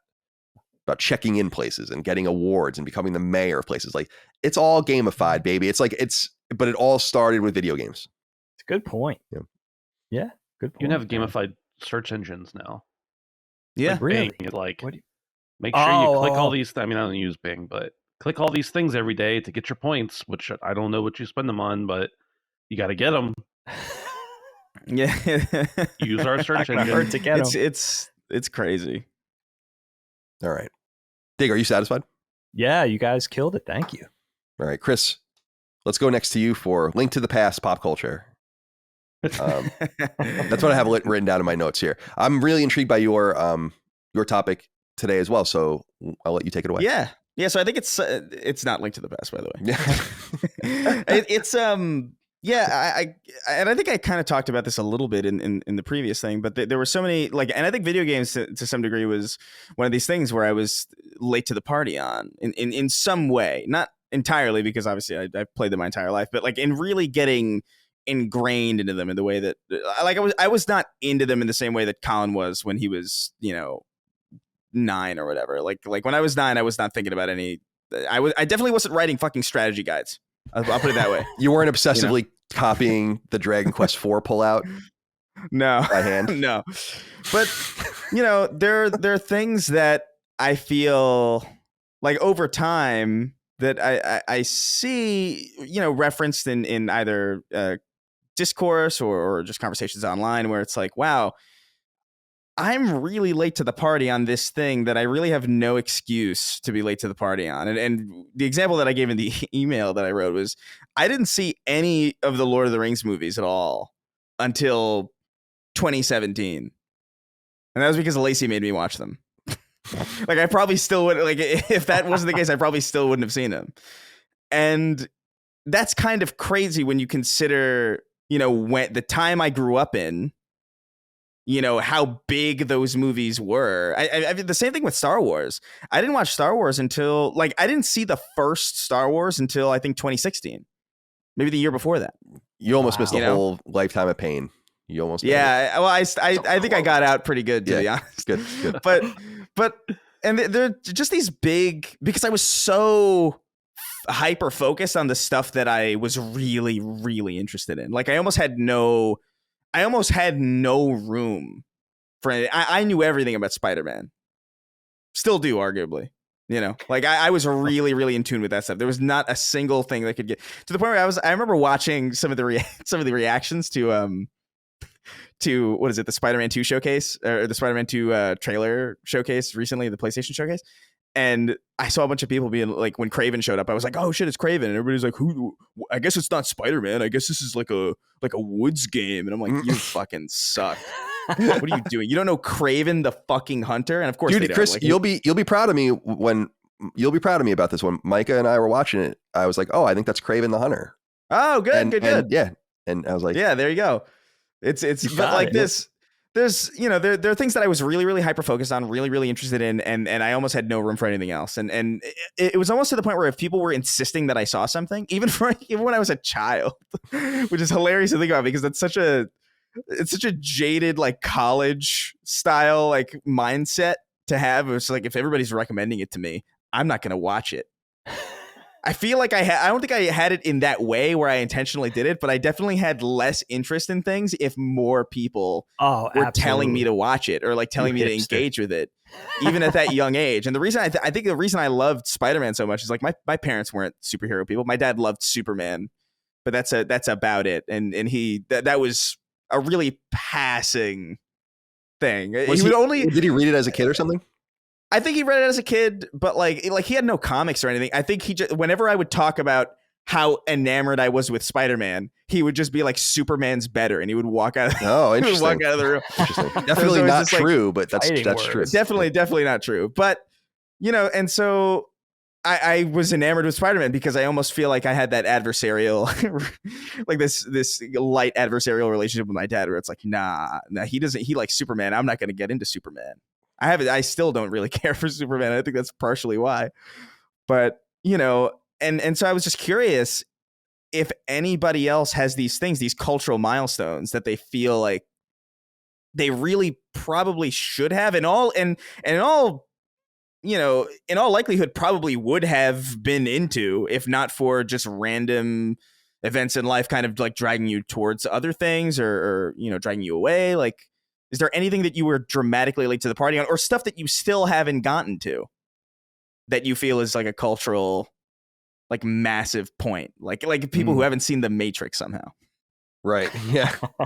Yeah. That would be an interesting, I'm writing one of these things down before I forget. That would be an interesting one to not have seen at this point, especially because it's so, that particular film, Dagan and I did a knockback about it. That particular film is pretty prescient. And it gets also, more so by the day, basically. So yeah, it also bleeds. Well, that was my main reason for not really getting into Star Wars for such a long time, is because like, dude, I know what happens. Yeah, like that story bleeds into everything. Like every single thing had a Star Wars satire. What's fascinating though is like I was interested in the video game versions of all these things. Like, what did you think when you saw Star Wars? What did you think of it? I thought it was charming, but like it was, you know, I liked the first two. So A New Hope and Empire. I liked A New Hope and Empire in the sense that I understood that it was made at a certain period in time where it couldn't, you know, it wasn't exciting to me. Yeah. But I thought it was like reasonably well done enough. I thought the fact that it was like a kind of like the Skunk Works kind of situation with George Lucas just like making this random thing. It was cute. It was charming. But I could not care less about the prequels. Like none of that did anything for me. Even Return of the Jedi, is that the one with the little bears? Yeah, Ewoks. Yeah. Ewok. I was like, this fucking sucks. Like, wow, really? Like I couldn't. Yeah, Jedi is a pretty divisive one. I always loved Jedi. A lot of people feel that way. Yeah, that's true. Yeah. I say this. But, yeah. I say this by the way with no, you know, nostalgic adherence at all to it. You know, like it did not play a part in my life at all. Like I played the pod racing game. Oh, on N64. That's about it. Or Jedi Power Battles was another one. Yeah. I didn't know what the fuck I was doing in these games. I didn't know what the hell was going on.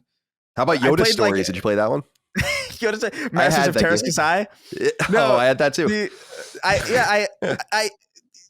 I appreciated it in the realm of video games because I understand laser swords and all that stuff, but I don't know. I didn't care really about it at all. Yeah. It's so funny because I talked about Lord of the Rings and Star Wars, but like I played Force Unleashed and Return of the King and Lord of the Rings Conquest, and I love those. That's so interesting. I just didn't bother with the movies for some reason. Maybe I just didn't have patience to sit through something that wasn't constantly engaging me. Like that might be it, but. I used to love the thought 10 years ago. I used to love the thought of 3 and 4 hour movies, like, you know, fucking Gods and Generals type shit where you have to have an intermission at the movie itself. But Yeah. now I can't even sit still for 10 seconds. So I don't know. My mind's totally broken. Ben, where are you on the on being late to the party? You have some funny anecdotes for us?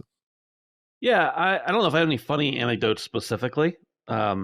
Miserable anecdotes will be fine. Yeah, Miserable miserable anecdotes mostly. Yeah, I think like as far as the movies and stuff like that goes, like there was a. My parents were I wouldn't say strict, but like when we were younger, we didn't get to watch a lot of stuff that like wasn't already approved and stuff like that. So there were a lot of things I missed when I was younger that were like modern day that I didn't see till later.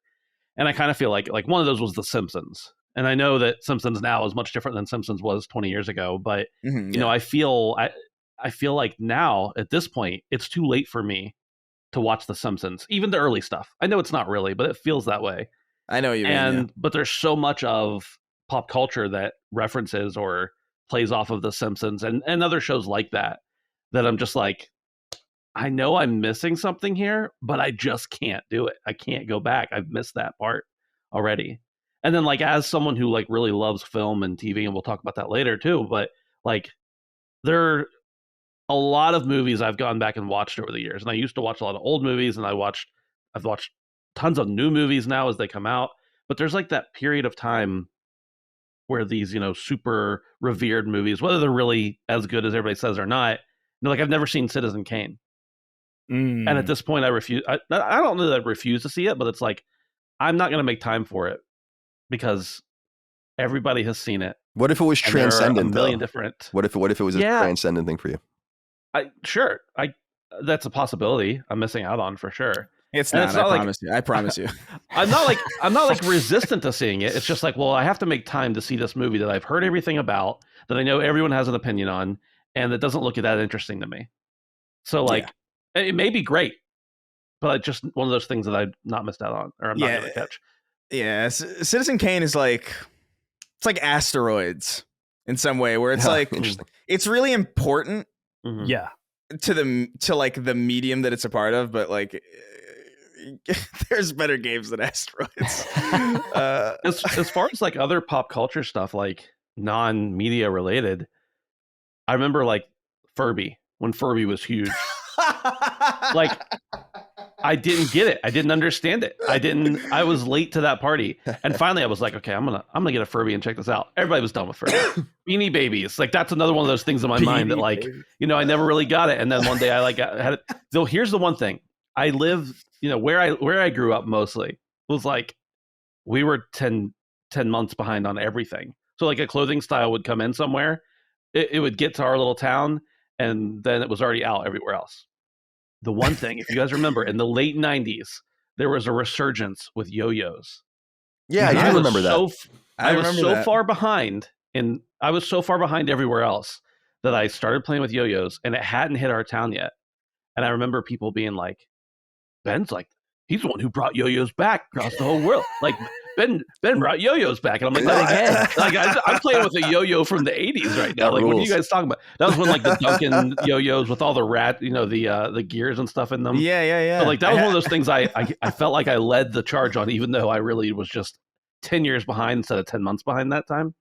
But I think more like experiences and stuff, just because of where I lived. And I don't know, a lot of that stuff that was like that kids or young adults were into, I just didn't have access to for financial or accessibility reasons, whatever, because of where we were.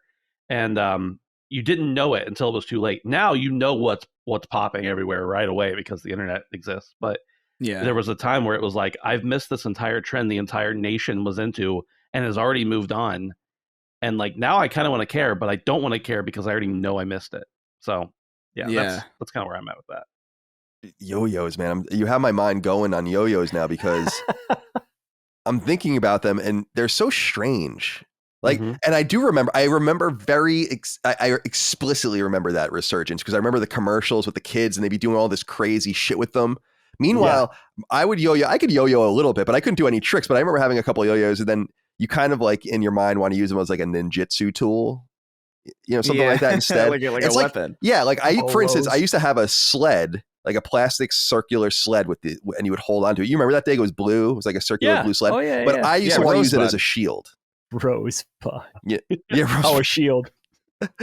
So like I always wanted to make everything into like some sort of like weapon to go into the woods and beat the shit out of things with. And that's what Dagan, I remember buying me like a toy katana, and we used to go beat the shit out of things in the Isn't it the horrifying branches. that's just like a natural human, like you just pick up a stick and beat things up in the woods. Violence. You don't need to be Natural. taught that. Yeah, you don't need. Nobody teaches you that. right. Like you just instinctively. Do you remember that? Did you ever see that video of the kid beating up the bush? Oh yeah, with the what for Fortnite or whatever that was. Yeah. Like he's playing Fortnite in real life. That's awesome. So yeah, it's like dumb. someone taking it from their apartment and they like zoom in on him. It's really funny. Oh man, Dig, where are you on this? Yeah, I love talking about the cyclical nature of fads in this conversation. I wasn't even thinking about that because I remember when yo-yos came back, because what did they spawn? That whole trend spawned in the 50s. I was in 7th grade, so 86, 87 or something. And I remember, so it's like, it's funny how these things go away. Like I'm waiting for the fidget spinner now to come back. We're probably only about 5 years out, right? See, for that to come back. I think that one came and went too fast to get a resurgence. Oh, maybe it was Yeah. too flash in the pan type thing. Yeah, I mean, listen, there's so many different ways I could go with this. This is a never-ending theme in my life. I was laughing about it when I got your email last night, Chris, because I think it's always been. I feel like it's always something. It's always been something. I was even thinking like I'm such a film buff. I didn't see. Let's see, Seven Samurai, Akira Kurosawa's Seven Samurai, mid-50s, 54. I didn't see it until like 2004. And I had already been fancy myself as this cinephile. So it's always something that you're catching up on. It's a little bit stressful, especially now with like this never ending churning media machine of movies and games, especially with TV. It's almost impossible to keep up. But when you sent the email, 3 or 4 things occurred to me. My first one, which I've talked about, was Game of Thrones. When did that? It started in 2011, right? Ended in 2019.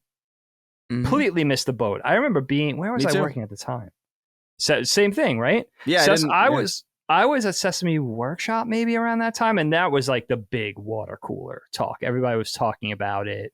I didn't really care about it being spoiled. I just thought, I don't know, it's not for me. There was something about it that kept me at arm's length. And then I got really sick in early 2020. So it was almost a year after the show ended.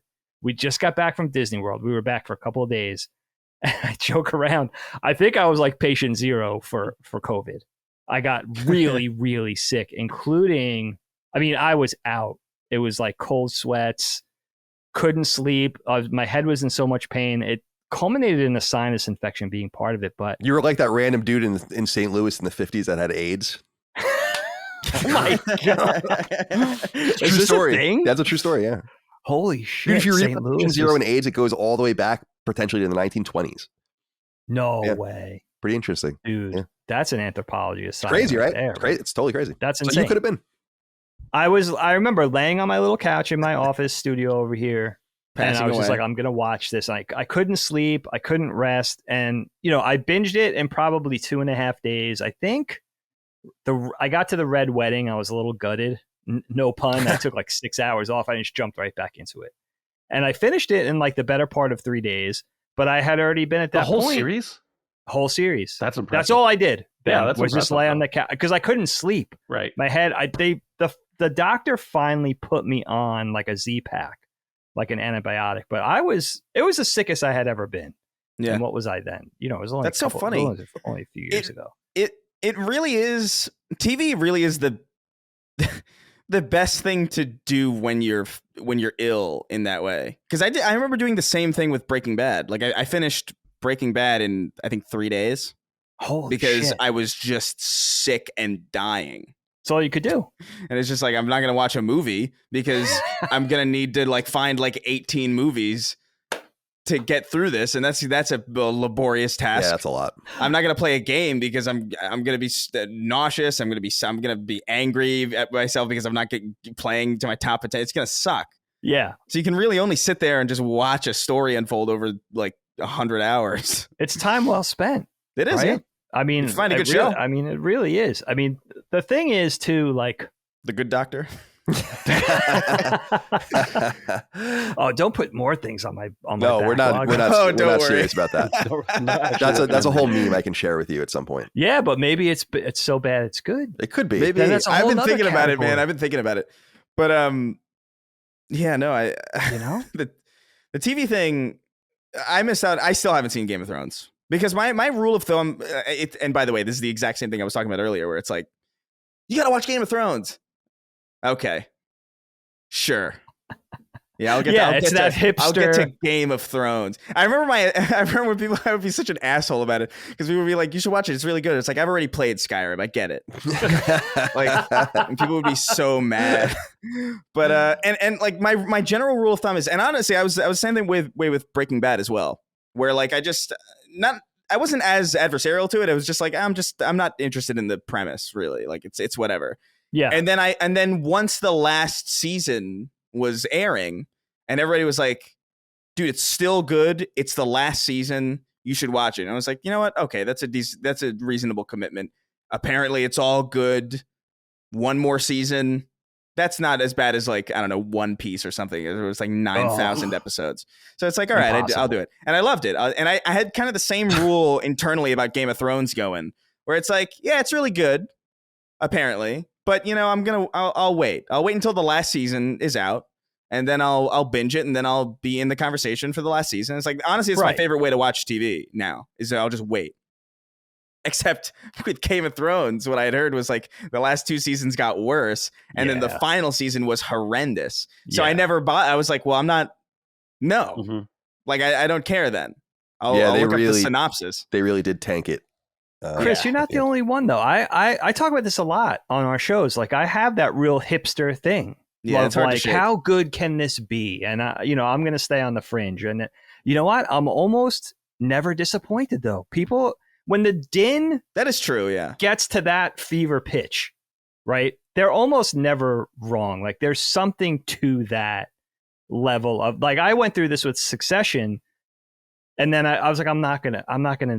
It's too busy. And then I heard the ending was good. For me, that was it, because I think of like my favorite series, like Mad Men with the brilliant Sopranos with brilliant endings, and that was it. I couldn't resist. Now that I heard it, not only is it over, so there's an ending. There's a finish line in sight, but if the ending is good, perfect. Yeah. And I jumped in, and I like it so far. Imagine but that.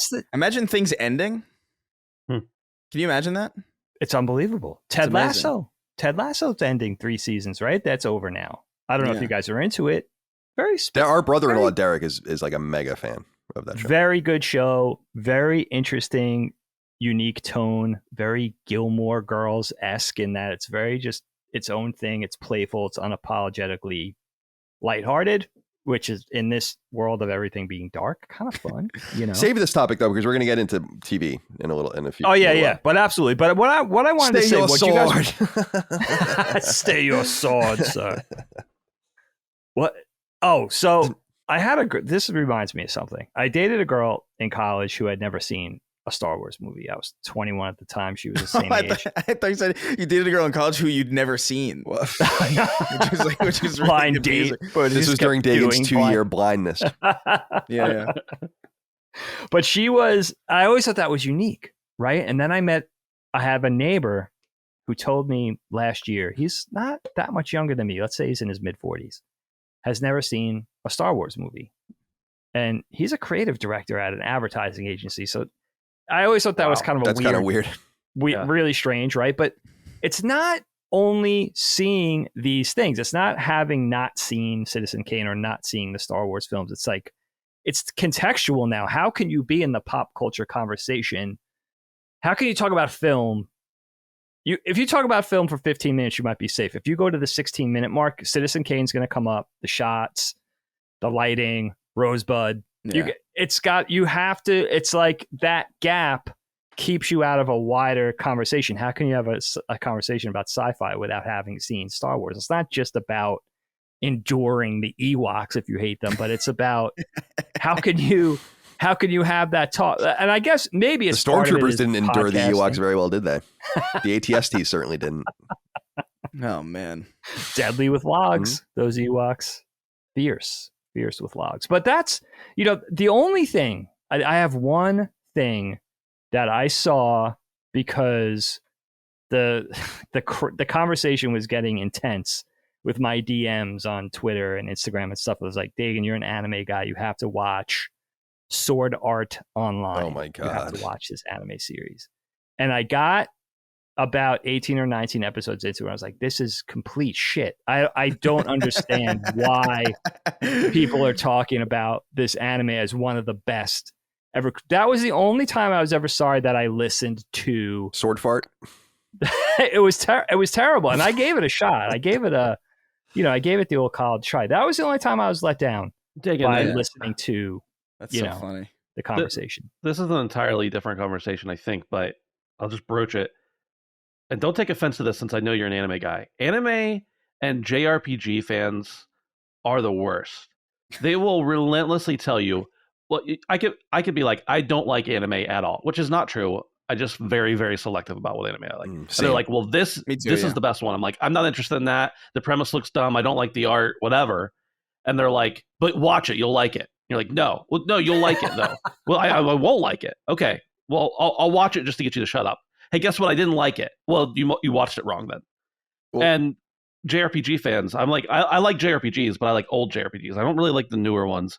And people are like, well, just play, this game. And I'm like, no, I don't like that kind of game. Just play it. No. Ben, there's a comment. I don't know if it was on YouTube or on Patreon. He's probably listening, so you know who you are. He left a comment because on Sacred Symbols a week or two ago, I was talking about how there was a really dark period of JRPGs, which I would consider kind of like the second half of the PS2 through most of the PS3 era was just horrible. It really was. And this guy wrote in and he's like, I don't think it's fair. And then he's like, what about these games? And he goes and lists off some of the biggest pieces of shit I've ever laid eyes on in my life. Like, wow. What about Resonance of Fate? And shit like that. It's like, what about Hyperdimension Neptunia? It's like, damn, dude, this shit sucks. It's funny. I don't know if you saw that. I was talking about this with someone on Discord, and I bring this up sometimes that I am tired. I appreciate people want to, how do I put this? I appreciate that people want to recommend things, but they need to think about recommending you things that they think you would like. A lot of recommendations come from people things that they like, that they want you to like. And those are two different things. And that frustrates me. So the joke in our community for a lot of people is like, when is Colin going to play Baldur's Gate? Or like, when is Colin going to play like it's like, dude, do you not understand? Like how many times people are like, why isn't Colin playing Street Fighter 6? It's like, Colin, you really need to play these games. And I'm like, do you not care about what I like?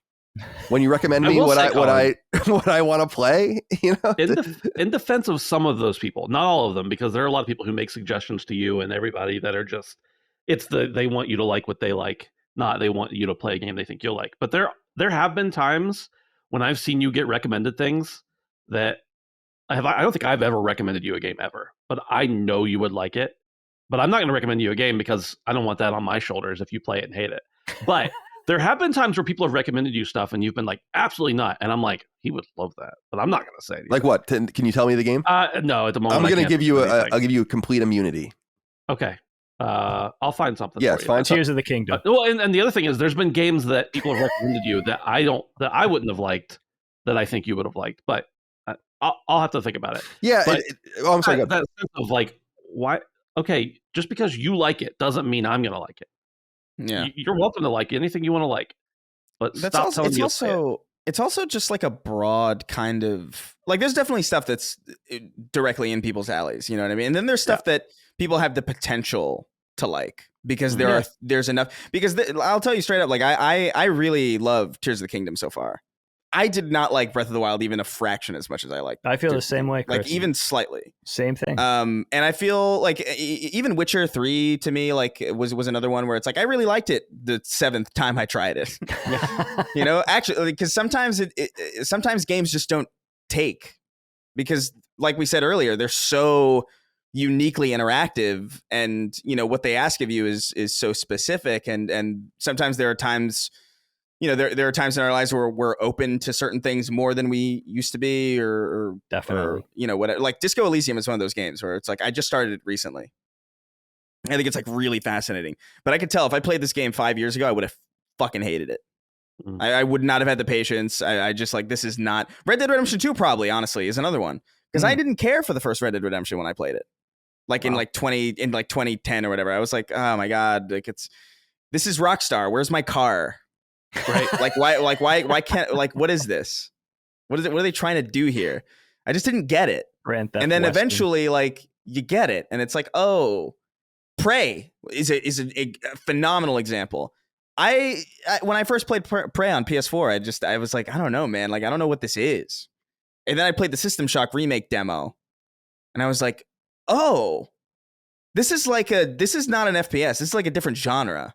This is like completely different. And then I went back to Prey, and I was like, oh, Yeah, like I love immersive it. sim. You know? It's an immersive sim, and I wasn't playing it with that. I feel like an idiot for not even understanding that differentiation, because that's another thing where it's like I should know that by then. But I didn't play Deus Ex. I didn't grow up with immersive sims really. So once I understood that, I was like, oh, I love this. And people were recommending that game to me for years. Prey, you got to play Prey. You'd love it. And I was like, no, I played it already. I didn't love it. And then I played it again, and they were right. It's interesting because I don't know. I do feel like I'll put it this way: there are games that I think Colin will like at some point, but I don't think right now is the time to recommend certain things. Fair enough. Except Tears. You know what I mean? Tears of the Kingdom. I sincerely do think like there is a point in the future where Colin would like Tears of the Kingdom. I don't think that point is now though. I think there's too many puzzles for Colin. Yeah. There's not the puzzles are barely puzzles though. They're easy. That's what's hilarious about them. You can I just agree break with them. that. You could be like, fuck these puzzles. I'm gonna build a long tree and skip this puzzle because fuck this puzzle. That's really what like. Yeah. I love Yeah, it. It's such a go fuck yourself game in both direct. Like the game constantly like is trying to screw you over, and then you're just like you're screwing the game over. It's a fun great relationship. way to say it. But So, even though I'm loving Tears for that very reason, I think the thing that people are missing is we're like, oh yeah, just do it however you want. And Colin's like, I don't want. It's not that I have to do it a certain way. Just give me a box to go to, and I'll go there. There is a box to go to. I don't want to have to build a tree. But that's the thing. It's like we're not going to get into Zelda because it's like it's right. Yeah. a separate topic. But I'm loving it. By the way. Yeah. But games, Kyle, sorry to interrupt you. With games, I was just going to say, thank God for Knockback, because I had a huge backlog of guys. I got a PS3 and then just stopped gaming. Oh yeah, you have a whole podcast centered around you being late to the party, don't you? That's the whole thing. And I was able to do all of Uncharted. We were able to catch up on the BioShock games. I was able to do Shadow of the Colossus. I mean, come on, it's a boss rush game. Like it's boss fights. It's Dagan. Like I was able to catch up with all these things. Thank God. But I wanted to ask you guys, because you're talking about the Red Dead games, Chris. I still haven't played either one. Huge gap for me. Yeah. And, I have complete FOMO, especially with that series, because I know how immersive it is, and I know how great they are, and I know how much I'm going to love them. But I wanted to ask you guys, you guys are gamers.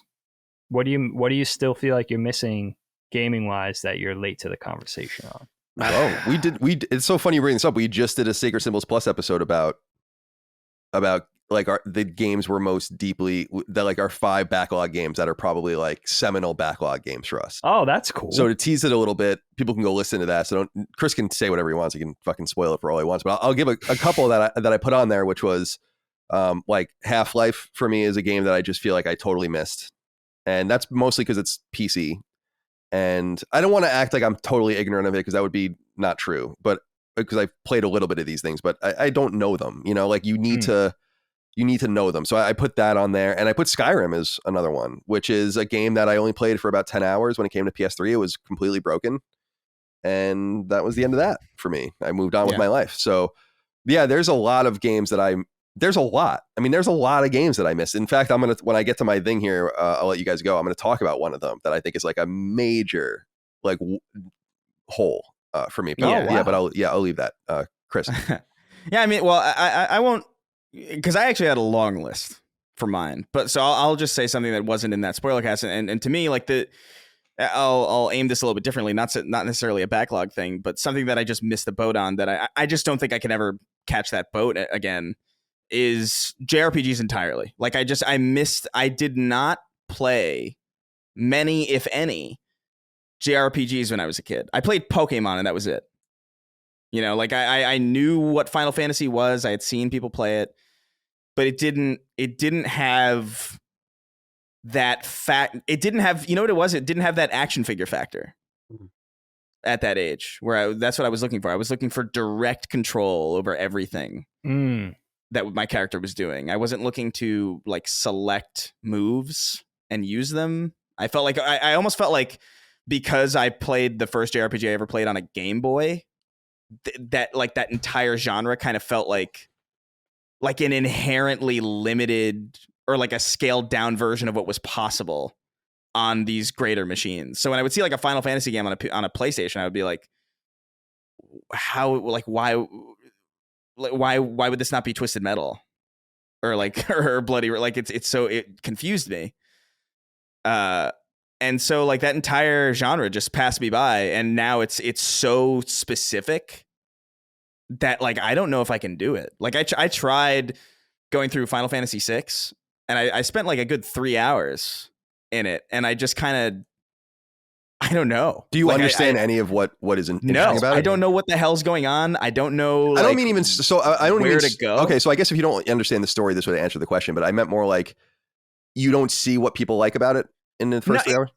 Well, I like the presentation of it. Yeah. In fact, that's the main thing I've always liked about Final Fantasy, specifically like 7. Like I loved the presentation of 7. That soundtrack is amazing. I think the art is fantastic.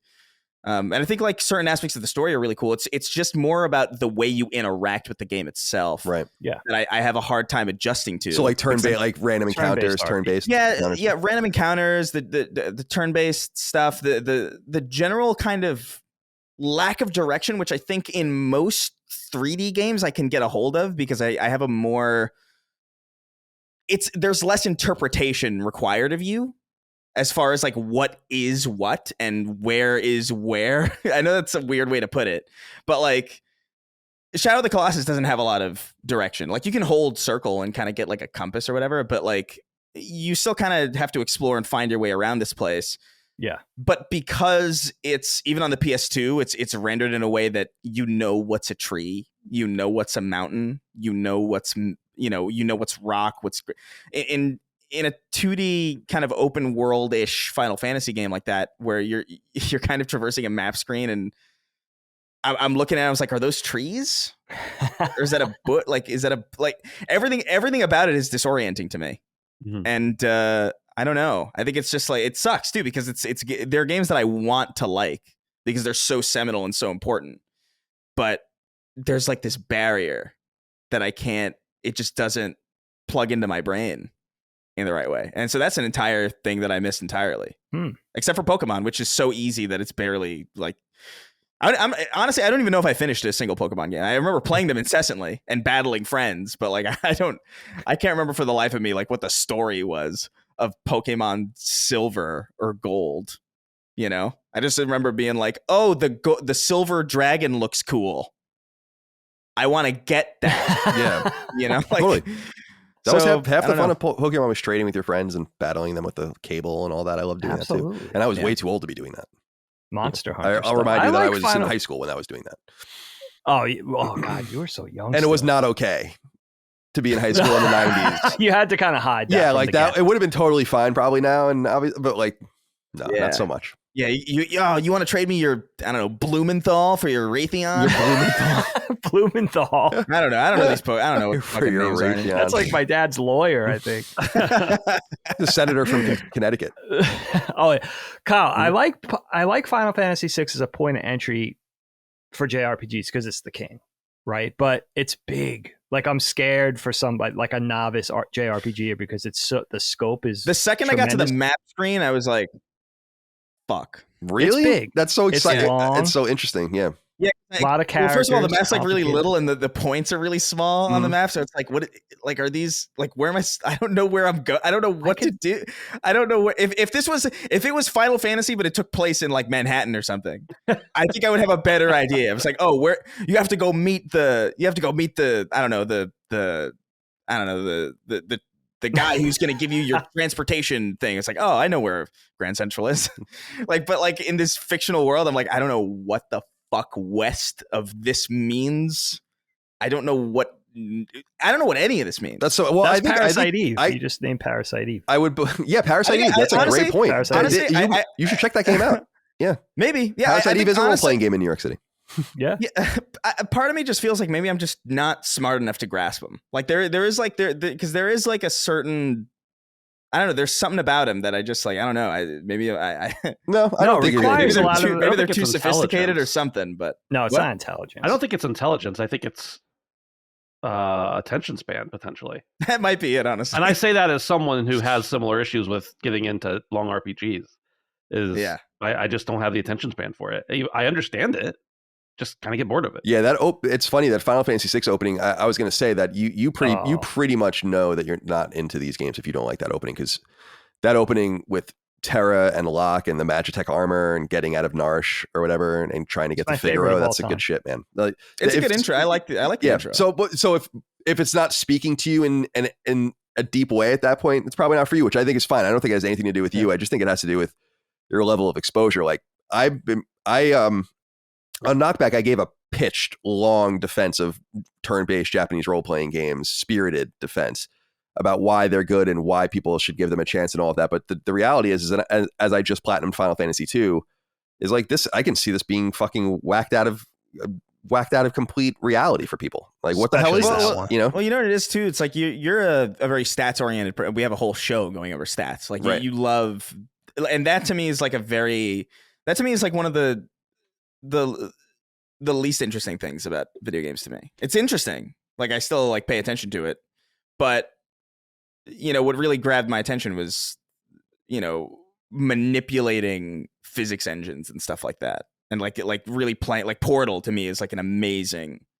Like just the way it plays with momentum and like how it like there's weight and everything, like it's almost like a simulated reality, as opposed to a game like Final Fantasy, which is more about the tactics and like managing of certain things, which is cool Lot and of that. interesting. There's definitely a place for that, but I think what enamors me more about video games is stuff that's just kind of not present in that genre, at least in the early examples where they're 2D and there's really not a lot of there's really not the systems themselves couldn't do that. Simulate physics the way that is fascinating to me. Yeah. Now that Final Fantasy or role-playing games are a specifically and explicitly representative genre where you're like never really doing quite what you're doing.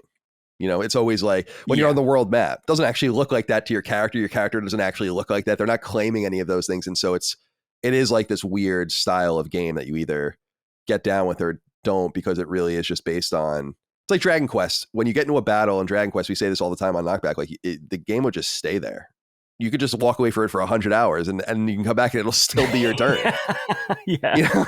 Nothing will have happened. Anyway, I don't want to linger on this topic for too much longer, but I wanted to just get a few of the things out here that I think I was late to the party on that I think you guys would find funny or interesting. First of all, everyone knows this. Marvel movies, I've seen 3 of them, the first 3 now. And as I saw Iron Man back in the day, actually when it was in the theater, and I really liked it. That was before we even knew what the MCU was going to be, I guess. And I don't know why I saw it, but I did, and I enjoyed it. But I went back and we started getting through them for Knockback. And what's funny is they come out at such a fast clip that we are falling further behind, even getting them out every few months or whatever, which is insane. And then when I got to the third movie, which is Iron Man 2, I was kind of like, I didn't really like that one. But I actually did really like the Hulk movie, and I liked the first Iron Man. And I think it's probably my biggest miss in terms of Western pop culture. I have no idea what the fuck anyone's talking about with any of these movies. I know the memes. I don't think that I will. No, I don't think that I will, or whatever. Old man. I don't know who that is. Oh yeah, old man. Oh yeah. I don't know what that reference is, but I use it all the time. Awesome that you don't. That's awesome that you don't know who that is. The guy with the glove. I don't know who that is, but I know that that's like a meme to snapping people out of existence, I guess. Like that's some sort of thing. Like all of the different. We need to do an episode of it. It doesn't even need to be of a show. It'll just be some random podcast. Colin needs to explain what he thinks the story of the MCU is. Well, no, Colin, you know how you did I love quiz that. of the I love sports that teams? idea. The sports teams quiz. I'm going to do a quiz with you and just say, who's this character? No, I love that. Yeah, that's a good idea. I love that. I think it's fun to celebrate what we don't know. The audio listeners won't like I it, just think the reason I suggest it is because that's such a unique opportunity, because there's not a lot of people who are in a position that you are in who also lacks that specific random piece of like nothing, like not important knowledge. It's like whenever it's the sports team thing that we did is like it's entertaining for that reason. But like I just love watching people explain what they think things are when they have no like people explaining like if you asked me to explain the lore of Final Fantasy or something, I feel like that'd be hysterical because I know just a little bit. I know enough to like bullshit my way through something to somebody who doesn't know what the fuck. I could probably convince somebody that doesn't know what Final Fantasy is about what Final Fantasy is. But I would be way the fuck off. I think it's fun. Oh, and I have a suggestion for you guys for that knockback topic. If you want to keep doing Marvel movies, you should set a cutoff point. Because one, I don't think that as a huge Marvel fan, I don't think the new ones are as good. And two, if you just say, we're going to look at this entire, you'll never finish. Obviously, you already know that. You might never finish a certain cutoff point either, but like pretend like it stops existing after a certain point and you'll be fine. Yeah, what's that point? Endgame is probably the last Endgame. yeah. Endgame. Probably that's okay. That's everything else. Movies. It's still a lot, but after everything after feels fucking dumb. Yeah, it's. I like them. I like them, and I still think it's dumb. So there's a meme where he's like, "Oh, I understood that reference," which I think is from the Marvel movies, and it's a meta because I don't understand the reference.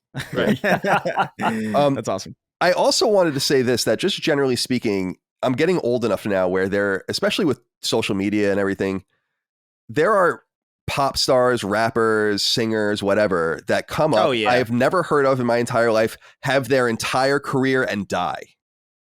And that entire time, I'm like, I don't know who the fuck that was. You know what I'm talking about? Like, I'll be like, 2016, I'll be like a rapper, like, you know, Lil Durk or something comes out. He's like a big rapper, right? And I don't know. I see a picture of him or something. I don't know any of his music, right? And then he releases 2 records. He wins a Grammy or some shit. And then he has like this ignominious fall and he dies. And that entire time, I don't know what the hell is going on. It's like Juice WRLD and people like that, where it's like, I learned about him when he died, when he perished off of this earth. And I was like, oh.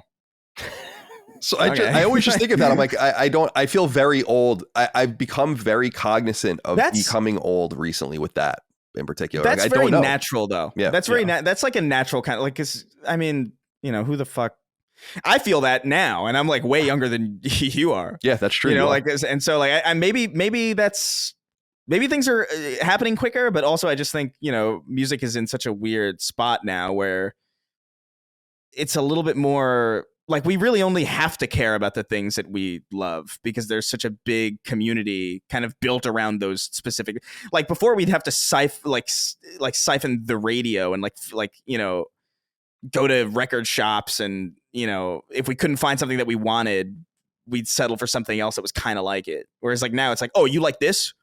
Fucking you'll love this and it's all free, so why not? You know, so it's a different world. You're talking about pop stars and stuff. There's an Amazon box sitting in the room right next to me, and my wife saw it the other day, and it says something like, whether you're a dog person or a Doja Cat person, we've got something for you, or something like that. The box says.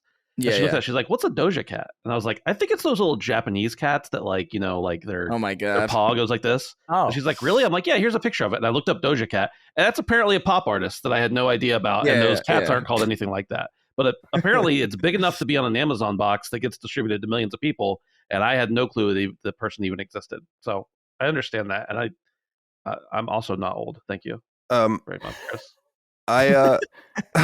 I have one last thing, and then we can get on to the next topic that I think I have. It's a confession. This is a confession. Okay. Although I think we might have broached this maybe on Sacred here and there, but I don't think I've ever overtly just confessed this. But I don't have the first fucking idea what Roblox is. I don't even know what the fuck you're talking about when you're talking about Roblox. As I understand it, it's some sort of platform of games, I think, where you and it's a like I was looking up their stats just to underline how I really should know about this. They made in 2020 $2.2 billion in revenue on the game in the game. Oh, I'm sure. Which is an enormous amount of money. They had in years ago, they don't even have updated stats here, it looks like on the wiki anyway. Maybe they haven't released numbers in a while because maybe they're declining, I don't know, but that they had in-game games within the Roblox, whatever it is, have some of them 10 million active players. What? Wow. You know what? The Last of Us Part 2 sold 10 million copies, by the way. Yeah. You know what Roblox is? I'll explain it to you in a way that I think is concise and that you would get. Yeah. Roblox is dreams if dreams wasn't a nightmare. That's what it is. It's a game engine that people build things in, and they make money on it, and it's available everywhere. I've seen some creations in Roblox that are fucking incredible, by the way. Like complete exact recreations of things that really should not be possible. So it's like PSN if PSN was Valve. It's kind of yeah, basically. Or no, it's PSN if PSN was Steam, I should say. Steam. Yeah. If PSN was Steam, yeah. It's just like all this weird shit on this platform that is so in and of cool. itself a game. It's what I think they were trying to do with Dreams, make a platform where people could make interesting little games, except they didn't understand the first fucking thing about why that platform is even enticing in the first place. And then and then now you have a modern media molecule. Yeah, well said. I've gone a long time without it. The last thing that I went this long that I should have known about and didn't was Discord, where I went years without having any idea what Discord was. You still use a browser. Yeah, it's open right now in my browser. Fucking insane. Didn't you say Roblox was losing money now? Did I say that? No, I thought I don't heard something know if about that's the as case. Roblox makes money, they lose it. Oh, no, Yeah, they are running a loss, but that Okay. I don't want to necessarily. They've always run a loss, but I don't want to. As I understand it, but I don't want to necessarily hold That's that like against them Netflix. because Amazon ran a loss for like 22 years or something like that. Yeah, and Oh. they also Netflix be as profitable well. in other Right. ways. Yeah. Netflix, yeah. Yeah, like Yeah. they figure it out, and then or they don't. But that's good. That's a good. Yeah, referencing dreams that makes sense to me, and it actually puts into context perhaps why Sony cared so much about dreams, maybe as Yeah, well, maybe. or they didn't seem to care about it, but they certainly seemed to let it go on for a long period of time. But all right, Ben, it's time to get to your topic third here. I leave it to you. Okay.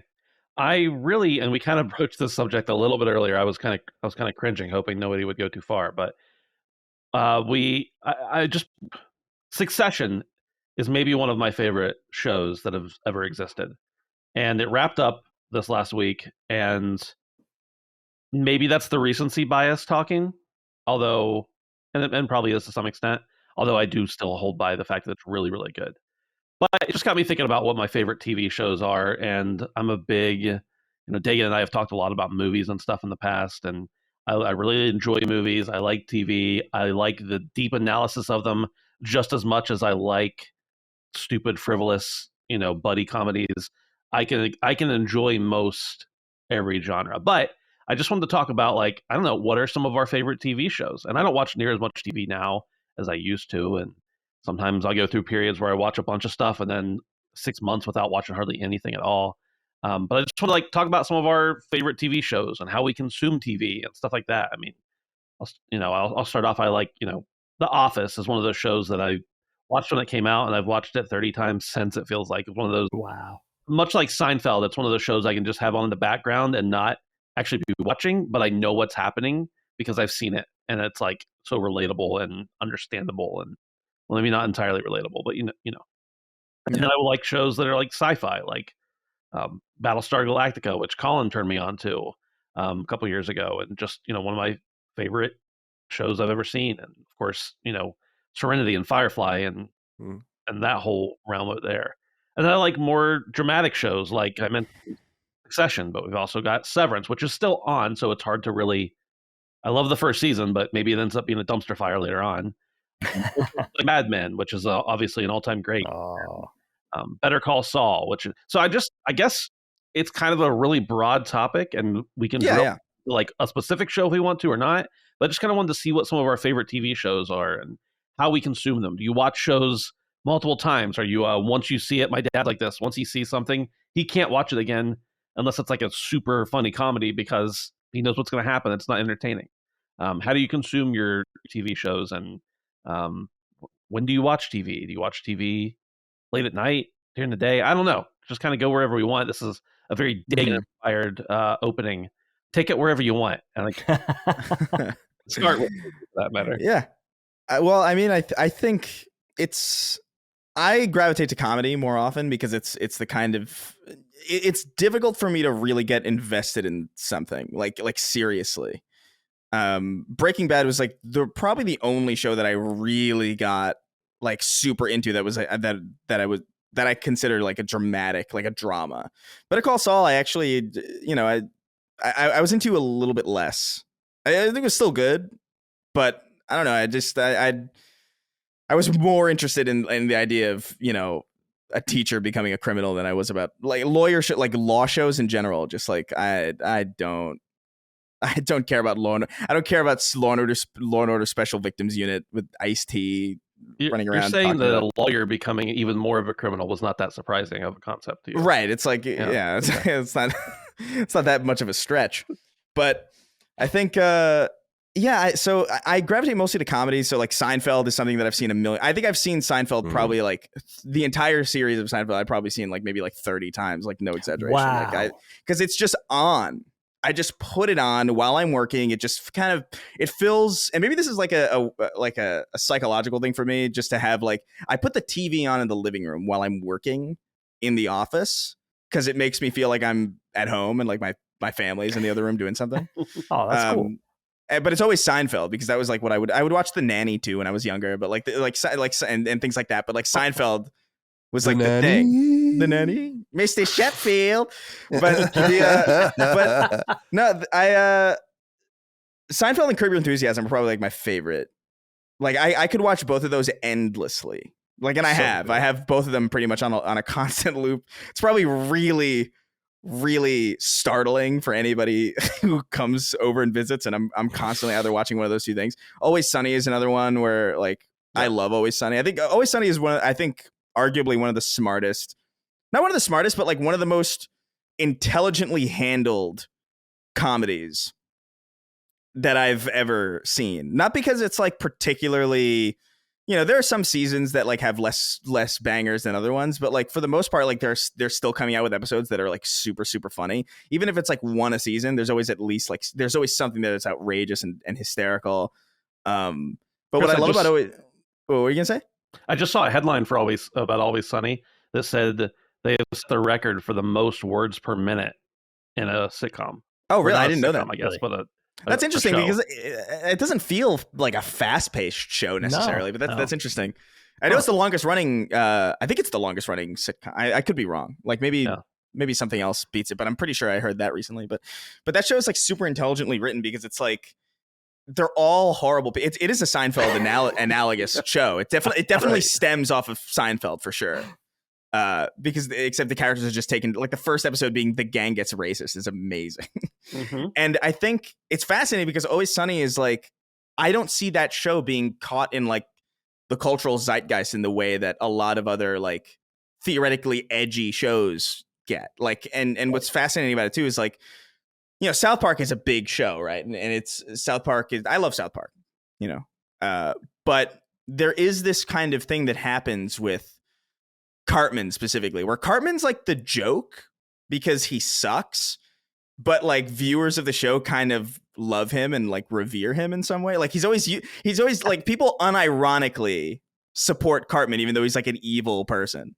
Mm-hmm. But Always Sunny is awesome in the sense that everybody understands that all of these characters are horrible people and no one makes excuses for them.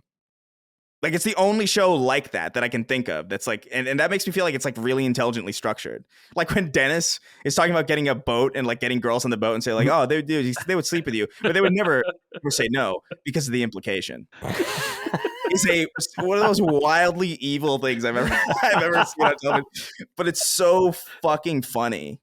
Yeah. And that show's wonderful. Love Always Sunny. A more recent show that I've been super, super into it's a Netflix show. It's called I Think You Should Leave. Mm-hmm. With Tim Robinson. Mm-hmm. There's something about that show. It's sketch comedy. It's just a sketch comedy show, but it's written unlike anything I've ever seen. So good because the joke just keeps going past like intentionally past the point where it's funny, and then it becomes uncomfortable and just scary to some degree. Like they just had the newest season came out like the other day, and I just binged the whole thing, and it's there's a sketch called I think the if you look up Doggy Door, I Think You Should Leave. Oh, I saw it last night, dude. It is one of the funniest things I've ever fucking seen. It's It goes off the rails so quickly, but like in like a subdued existential way. Like I love it. It's so good. It's so weird. But but it's interesting. Like I mostly gravitate to that stuff. I can't get into dramas really. Like Breaking Bad was like the one thing that like kind of cracked through the armor for me. But like dude, I didn't know Succession was a show until the other day. Yeah. I had no fucking clue that show was even real. Game of Thrones, we were talking about how like I missed out on that entirely because I was just like, it's I don't need to see Skyrim but with rape, you know, like I don't know. It's it's not super interesting. That's so wholly inaccurate. I mean, yeah. I mean, so I don't know. I think those are the ones that come to mind immediately. I missed out on The Simpsons in some like I watched it, but like I don't know. I never understood that show. It's not. It's the show that I always wish that I did get. Yeah. And I was of the age, you know, dude. I mean, there's actually pictures of me with like my classmates in elementary school when that shit was first coming out, and everyone had their Bart Simpson gear and all 87. this. And I tried so hard over so many years, different times, to be like, can I get this? It's a and I never like, did. I like it in the sense that there are definitely episodes that I enjoy, and there's jokes that I think are really clever and really fun. But then like it wants to be too many things at the same. Like even when it's at its peak, it tries to be this show that's like really really subversive and really funny, but it also like has this. It has heart, which I think is nice, but also I don't know. There's something about it that feels out of place. Because I don't like there's that whole episode where it's like that Happy Birthday Lisa episode where like Bart gets Michael Jackson or someone to perform. Like I don't know what the fuck is going on with that episode, but it's like supposed to be like this sweet little moment. It's like, oh, his brother loves his sister, and it's like we were just watching Itchy and Scratchy. Like I don't know what's I don't know what this is. I don't know what I'm supposed to I don't know what I'm supposed to feel from this at all. But yeah, it's like the first few seasons of Family Guy I think is hysterical. Yeah, Family Guy was awesome. Like the pre-cancellation Family Guy was the pre-cancellation Family Guy is the best. And honestly, sincerely, I would never sit and watch Family Guy now, like a modern episode of Family Guy, like a full episode. But every now and then a clip will come across my TikTok from like a more recent episode, and it will kill me. It will be hilarious, but I just know it's not good television. It's good clip show stuff. You know what I mean? Yeah. Where it's like that's funny, but I would never sit through a story to get to this joke. Like there's that I think it's a more recent season where like Quagmire says like it literally just opens up and he's like Quagmire says something. Oh, so I just had a vasectomy this morning. It's like who the fuck starts a conversation like that? I just sat down. It's like playing on like the idea of like how like they cut into conversations in the middle of sitcoms and stuff. But I don't know. I gravitate mostly to comedy, I think. Yeah, I gravitate both towards drama and comedy. I have an important question here I wanted to ask you though before we move on, Chris, which was Fran Drescher in The Nanny. Was she hot? Yes. Yeah. Huh. That's the right answer. Mm-hmm. That's a hot take. Yeah. Is she still hot? Looking back, I'm not saying like modern day. Oh yes, she absolutely. Died, dude. I died. agree. Yeah, definitely. Absolutely. Well, right. Isn't I she the wasn't president? asking about modern day, but she's the president of SAG-AFTRA, isn't she? Yeah, she is. Oh, is she really? Or she one is. of them? Yeah. She literally is. Yeah. Fran Drescher. Yeah. No, absolutely. I don't know. Like I had a huge crush on Elaine as well. To be completely honest with you. I was just wondering because so sometimes when you like observe somebody 20 years ago and you're like they're pretty cute, and you look back and you're like, why did I think they were cute? I'm just curious. Yeah. No, yeah. Mr. I said that on Twitter. Like I had like some random. It was like a sarcastic like thirst post for Elaine or something. And it's like, yeah, she's cute, but like her personality is like evil. And I was like, no, that's the good part. Right. The part that like yells at you over exclamation points. That's amazing. To you. All right.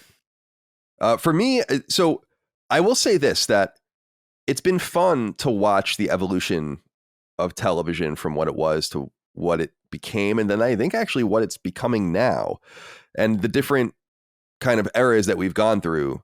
Dagan and I tried, although failed, to get through Lost on Knockback. It's just too much of a time commitment. But that was what it was. It's funny. Like that was a network television DVD era. Let's get 24 episodes a year out. Fucking insane pace.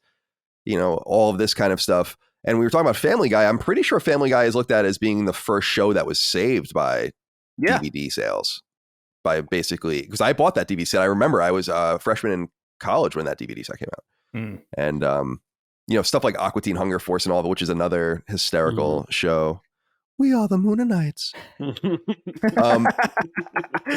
I love Aqua Teen Hunger Force is amazing. The Moonanites are like when I am in love with the Moonanites specifically. Whenever they can come up, I always have to give the shout out to the Moonanites. They're fucking hysterical. And I love them. That episode of with Hand Banana.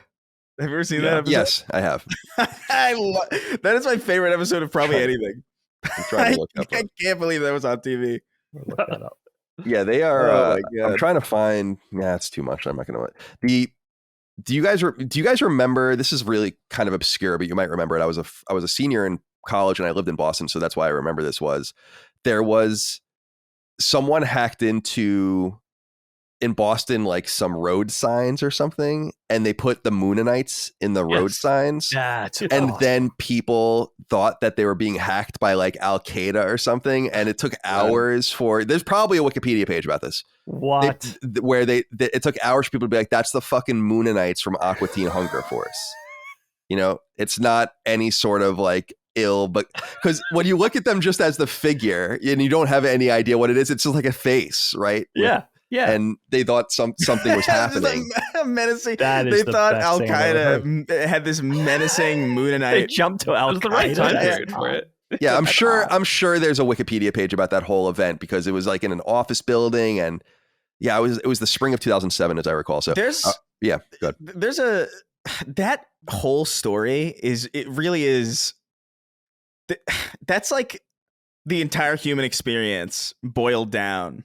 It's like everybody assumes the worst of something that's really not that big of a deal.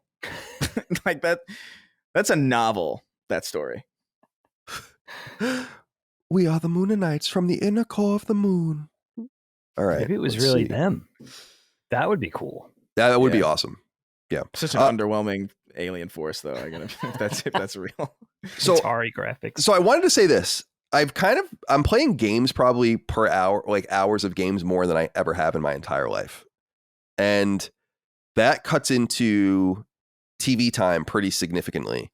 And I'm much more interested in like listening to podcasts. I listen to YouTube. I listen to political debates and conversations. It's just a fucking endless well of this shit. If you just find it, and YouTube will just keep recommending it to you. I don't even think I search for anything anymore at this point on YouTube. So I just listen to that. I play games, and that really cuts into the whole TV thing. And that's why I'm not selective, because that's not necessarily true, but I just don't get into very much anymore. And so The Walking Dead is one of these series, and I'm just sitting down and trying to see if I can get through. I'm in the 4th season right now. I'm already kind of not feeling it in this 4th season. Poorly.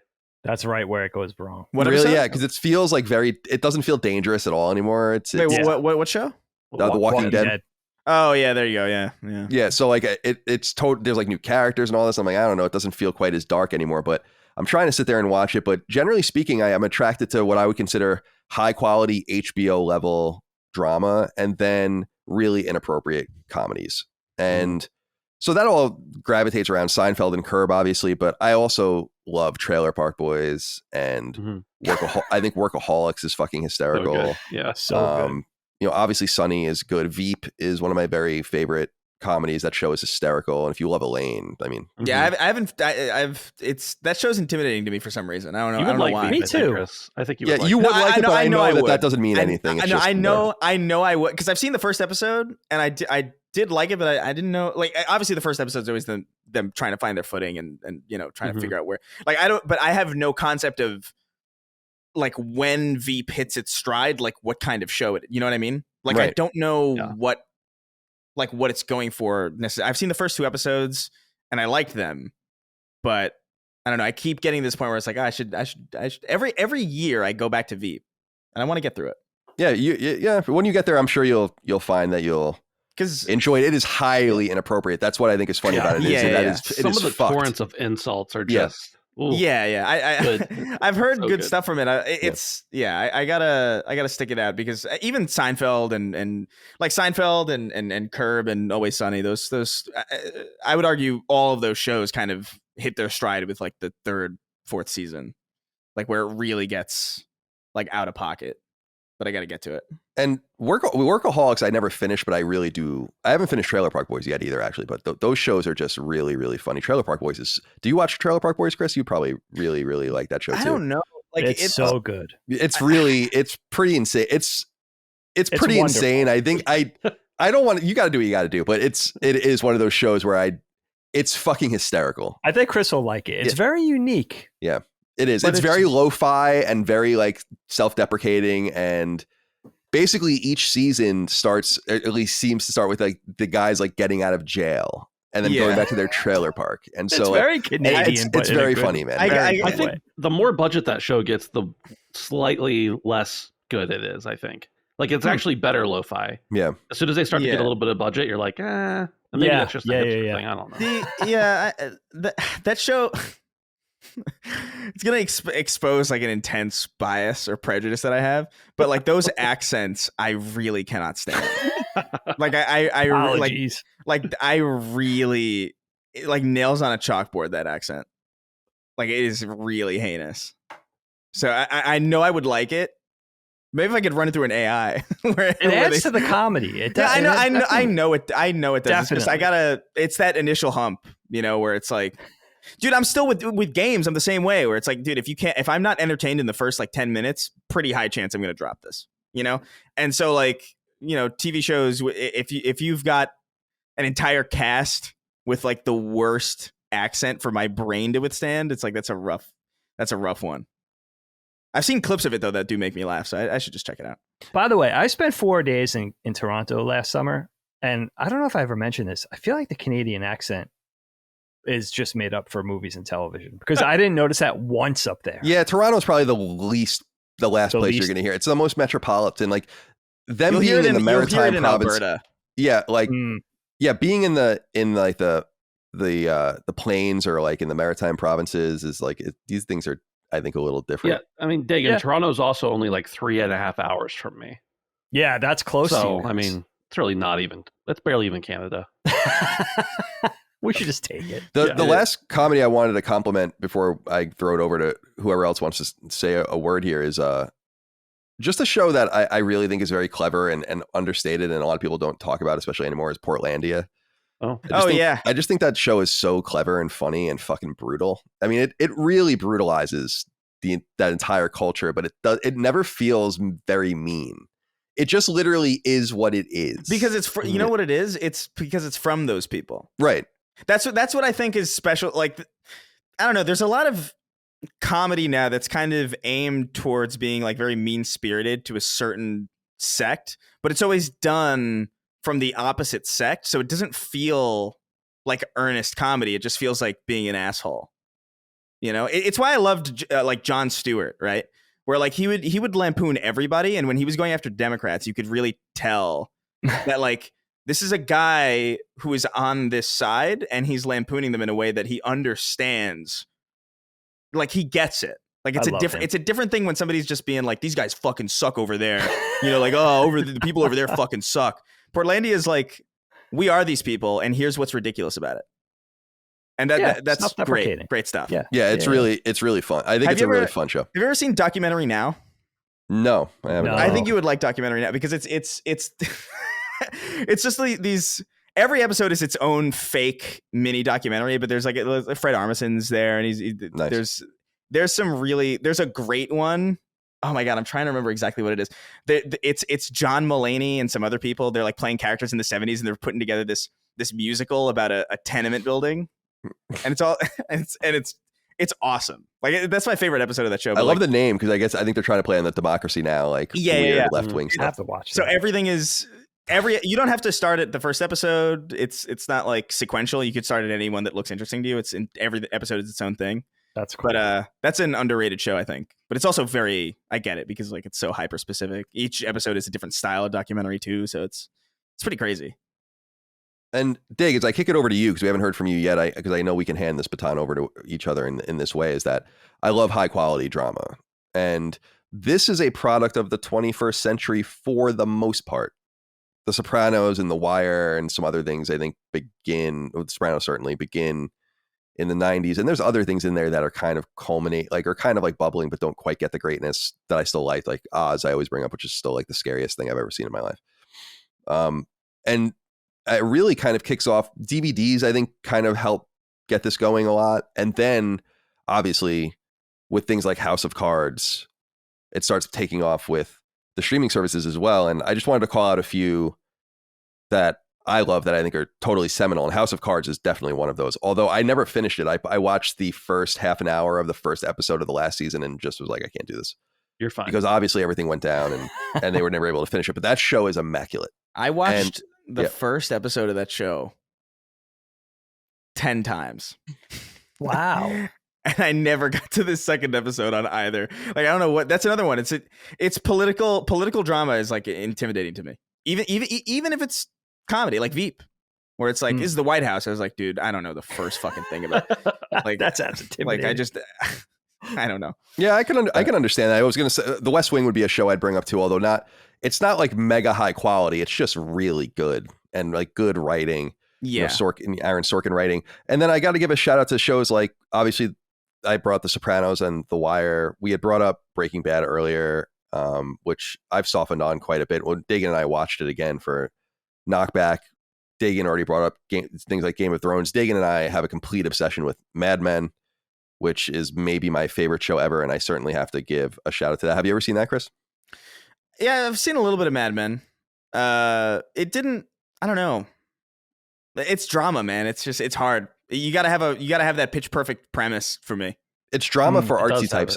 Because it's all about an ad firm, as I'm sure you know. So it's it's interesting, but it didn't hook me. Yeah, I get that. And then the show that's still ongoing that I'm actually a little bit behind on, but that I think is maybe my favorite show right now. And again, I am so far behind. Like Apple TV has all the stuff that I haven't watched yet, and that I'm behind on, and so on and so forth. So it's definitely not all inclusive. But considering I don't watch very much TV anymore, like I said, but Handmaid's Tale is fucking awesome. I mean, what a show. And that out of all the shows I mentioned is a Colin ass show. I gotta start. I mean, to the absolute core, a Colin ass show about the end of the United States, a Christian fascistic takeover, and everything that happens as a result. And like I love the end of the United States as a component of fiction. I think it's fascinating, and it's like, because it would be so consequential and so fucked. And so the way that show deals with like Canada and Mexico, the way that show deals with like refugees leaving America and like expats and, civil war and revolution and all of that, and religion, obviously, and gender and all of this, that show is absolutely astoundingly good. And if people are looking for one earnest recommendation for me on this topic, you have to watch The Handmaid's Tale. That show is fucking excellent, excellent, excellent all the way through, and really haunting and fucked as well. So enjoy. Dig, do you want to speak on this topic before we move on? Yeah, I mean, I love what you guys are saying about comedy, because comedy is where I go for just a real escape, something just soothing. And you guys mentioned all the big ones. I don't have to mention them any by name, but I agree with everything you guys mentioned. Comedy is really where I go to relax. It's always been that way. It's probably been that way since around the Seinfeld era to today. And I enjoy it and I love it. But I won't talk too much about Golden Age TV because, look, we talk about it a lot on the shows, and I'm down for it. Breaking Bad and Saul and The Wire and Sopranos and Game of Thrones. I love it. And give me the smart, dark, deep, complex Hemingway levels of literary excellence. Like, I love it. I really do love it. And to me, it harkens back to what they tried to do in the 70s and 80s and fits and starts with things like MASH or Hill Street Blues. But it just culminated for some reason in the era of having all of these wonderful offerings that were just on a cinematic level that we weren't used to, which I love. But it reminded me of growing up and how different it was. Well, first of all, let me just say, and this may be fighting words, but I'll die on this hill. I still think, and we were just talking about this, Kyle, a couple of weeks ago at a family barbecue, I still think the greatest single piece of television, however short it was, is still True Detective Season 1. And if you guys haven't seen it, I can't even really I think Definitely. the creator, Nick Pizzolatto, is kind of on the level of like a Cormac McCarthy in terms of Southern Gothic sort of writing, real serious, real solemn drama with great characters and a great setting. I think True Detective season 1, I think it's only 6 or 8 episodes as far as I know. Yeah. It's like a right? Woody mini-series Harrelson, almost. Matthew McConaughey. It's so pitch perfect. It's such a wonderful story. It takes a wonderful arc. It's a great story about friendship, which I never hear it referred to that way, about people that are just made, two guys that are just made for each other. However different they are, whatever fight they have with each other, they're just, these guys are gonna, I don't want to spoil anything. Yeah. But I love it. But you know, all this talk about serious award-winning television just reminds me about the TV I grew up with and how different it was. And I'm thinking of sort of what I refer to as the live action cartoons of the late 70s and early to mid 80s. And there's 4 specifically that I wrote down. And some people might be young enough, including some people that I'm talking to right now, might be too young to even remember these. But the 4 I remember are Dukes of Hazzard, Chips, and then a little later, Knight Rider and the A-Team. Because these were just unapologetic live action cartoons. Fun, but often one-dimensional characters, right?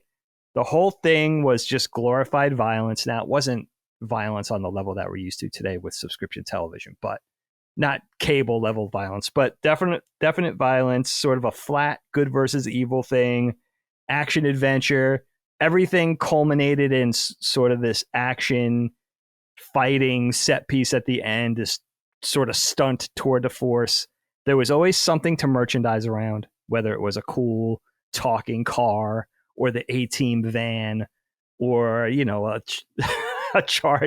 Dodge Charger with the Dixie flag painted on the side. That didn't age well, by the way. No. But there was merchandising. There was always a tie-in with products, and it was just, that's what it reminded me of even as a kid. It was like, this is kind of an hour's worth of something animated, but it doesn't happen to be drawn. Mm-hmm. It's live action. It's fun. It was just fun.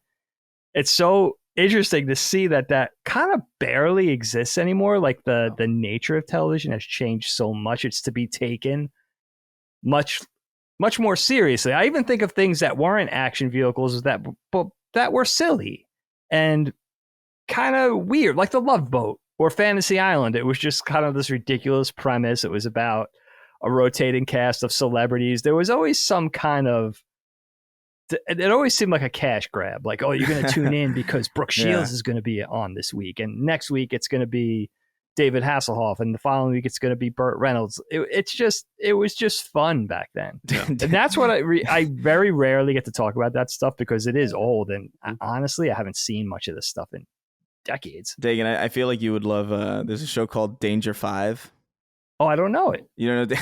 Never heard of it. Danger 5 is awesome. It's kind of a spoof of that type of show, but it's so off the rails. Like every episode, they try to kill Hitler is the whole premise, and it's like done like really low budget. It looks foreign, but it's not quite. It's like it's in these rooms that are clearly like paper mache rooms, and there's like a talking puppet, and every episode ends with Hitler escaping through the window. But no matter where they are, it's the same window. It's like this, like they could be on a submarine and he jumps out the window and he lives for the next episode. It's awesome. Why have I never heard of this? It's only like a few episodes. I wonder, like Danger 5. I don't know where. It sounds amazing. Yeah, action comedy series. It's on. Oh, it used to be on Netflix. I don't know where to find it now. It might be on YouTube, honestly. Dude, this sounds wonderful. But it's so fucking funny. You know what the other thing is? I don't know if this speaks to you guys in any way, but there's something that I'm noticing with my habits as far as what I'm consuming entertainment-wise lately, especially in the last 5 years, where I can't really watch things that are animated beyond feature-length movies because it becomes work to me in a weird way. Like I'm over-analyzing it. I'm getting into the weeds with who worked on it and the animation's not that great, or why is it falling off quality-wise as the season wears on? Like it starts to make me stressed out in a weird way. And I don't know. And in fact, I haven't even, things like that have been around for a long time, like Adventure Time. Things that I know I would really love. Rick and Morty, I can't really get into. Steven Universe, big animated series that I just can't. Yeah. I just can't get invested in because I end up not enjoying it. You know, it ends up becoming a source of anxiety because it's so tied closely to what I do in a weird way. Where I used to watch that stuff and relish it and learn from it and say, oh, I can incorporate a little bit of that into my work, or I like that design, that motif, or the way they drew eyes, or the way they animated that effect. Where now it's I can't. I just can't. I really want to get back to that place. Now, it's weird, though, because if it's like an animated sitcom like Simpsons or Family Guy or BoJack Horseman, that's totally fine because it's really not, it's much less about the quality of the art and more the writing and the story. So Yeah. I already know that. South Park, same thing. I'm less invested in the design and animation, but that's something that sucked for me, where I feel like I'm missing out on things. Even anime series, some of this Western anime that's going straight on Netflix. Again, if it's an anthology like Love and Robots I've watched, for some reason I could take that because they're short form. It's like short films, basically. Yeah, Disney Visions, same thing. I could get into it if I kind of steel myself. But yeah, a lot of the animated stuff is it's becoming kind of a source of anxiety. I can't enjoy it like I can a live action thing or a comedy thing. Something that's a little far. It's funny though because in film it's kind of like there's like kind of a boom going on with animated features. Like Spider-Verse that new Spider-Verse is out this weekend. Hopefully I can go see it. I feel like it's gonna be a bitch to get tickets, but and even that Puss in Boots movie was awesome. Oh, you were saying this. Yeah. Like that's like an unreasonably good movie. Like I was actually upset leaving the theater because I was like, they didn't like, why of all the IP to put this much effort into, like, why this? Yeah. Mm-hmm. Like, why is this so good and funny and heartfelt? Like, it makes no sense. Like you would love it, Dagan. Like, I love shit like that. I mean, anybody who likes movies would love it. Like it's really, really, really good. I got to put that on my list too. Yeah. Are we satisfied on this topic, Ben? Do you have more to say? Just really quickly, please. We didn't mention Downton Abbey. Oh, Downton, of course. Which is one of the greatest shows. It's hard for me when I know that something's still going because they're still doing the movies to like put it in my upper echelon, but it's there. And then the second thing is, Dagan, if you continue watching Succession, at some point, I want you, me, Gene Park, and Lockmort to talk about Succession. We can record it. It doesn't matter if it's ever released anywhere. I don't care. I just think that would be a fun conversation for the four of us to have sometime. Very cool. We'll create a new channel and publish one episode only of something if we need to. But I just want to have that conversation. I love podcasts. How many seasons is it, Ben? Yeah. I'm sorry? How many seasons do we have? It's 4 seasons, 39 episodes. 39. Okay. 39 episodes. All right. Yeah. I like it so far. It's about 40 hours of TV, really. So okay, that's not that bad. Yeah. It's that's not bad. It makes some of my favorite dramas of the past look like sitcoms. That's a phrase that a lot of people have been throwing around, but I think it's true. It really does. It makes wow. Yeah. It's, really? Again, it could be recency bias, but it's very good to me. So yeah. And now I think I like a drama. Like if a drama can, I think that's why Breaking Bad might be my favorite, is because Breaking Bad is funny. Also, it's a drama, like it's like serious. But I remember the second I truly fell in love with that show is when they're trying to. I mean, spoiler alerts for Breaking Bad if you're a fucking idiot and you haven't seen it somehow by this point. But when they're trying to kill Tuco with the poison, and they're like we're gonna take these beans and we're gonna extract the poison, turn them into ricin. And then Aaron Paul, he just looks and he goes, rice and beans. And I was like, I love this. This is awesome. Yeah. Rice and beans. Succession is very much a dark comedy. It's not, its primary purpose is not to be humorous, but it is very humorous in many of the things that it does. But essentially it's like if Game of Thrones was happening in the corporate world. Honestly, like not as much rape and murder, but the power struggle is there. How I heard it was it's interesting because it's a drama with no stakes, because no one's really like they're rich. Like they're gonna be Right. rich after. Like no matter what happens, Right. everybody's gonna be fine. Uh, But like, I so it's see. like the premise is like there's no stakes, but everyone feels like there are. Yeah, I think that's Is how I've probably a had good it. That's description. interesting. Yeah, maybe. All right, I want to end this episode with a brief foray into consumer habits. I'm just curious what's going on out there with you guys. I wanted to talk briefly about grocery shopping. So the last couple of years, I don't really do my own grocery shopping anymore. Micah does the shopping for us. But on occasion, I go to the supermarket, and this has been instructive because one of the things that has, by staying away and then kind of inserting myself every so often as I go and seeing things as they evolve, not in real time, but just kind of at a glance, it's interesting to me how just expensive everything has gotten and is. And I'm wondering if you guys feel that as well. But I also wanted to celebrate the upside of the supermarket as well, briefly. And just kind of shopping in the United States generally. We have a new BJ's in our area, which is like a price club for people that don't know, like a Costco style or Sam's Club style price club. And it's just a hall of American commerce. I love going there. I love the smell of that place. I love walking around with the nice carts on the smooth concrete and going in and out of the aisles and just seeing what they got. And it reminds you of like how good you kind of have it in some ways, even during troubling times like this, where there is shortages of things and you can't find things. It's very unusual in America to have that. But I was just curious what people's connection was right now to supermarket shopping and what they're buying out there and what you're noticing with prices. And do you enjoy it? And Dig, I wanted to start with you actually, because I know that you do the shopping, I think, for your family, don't you? And I do. Yeah. So what's going on out there on those streets? Yeah, it's like an 80-20 divide. I can't totally not give Helene credit. I could because she's not going to watch anyway.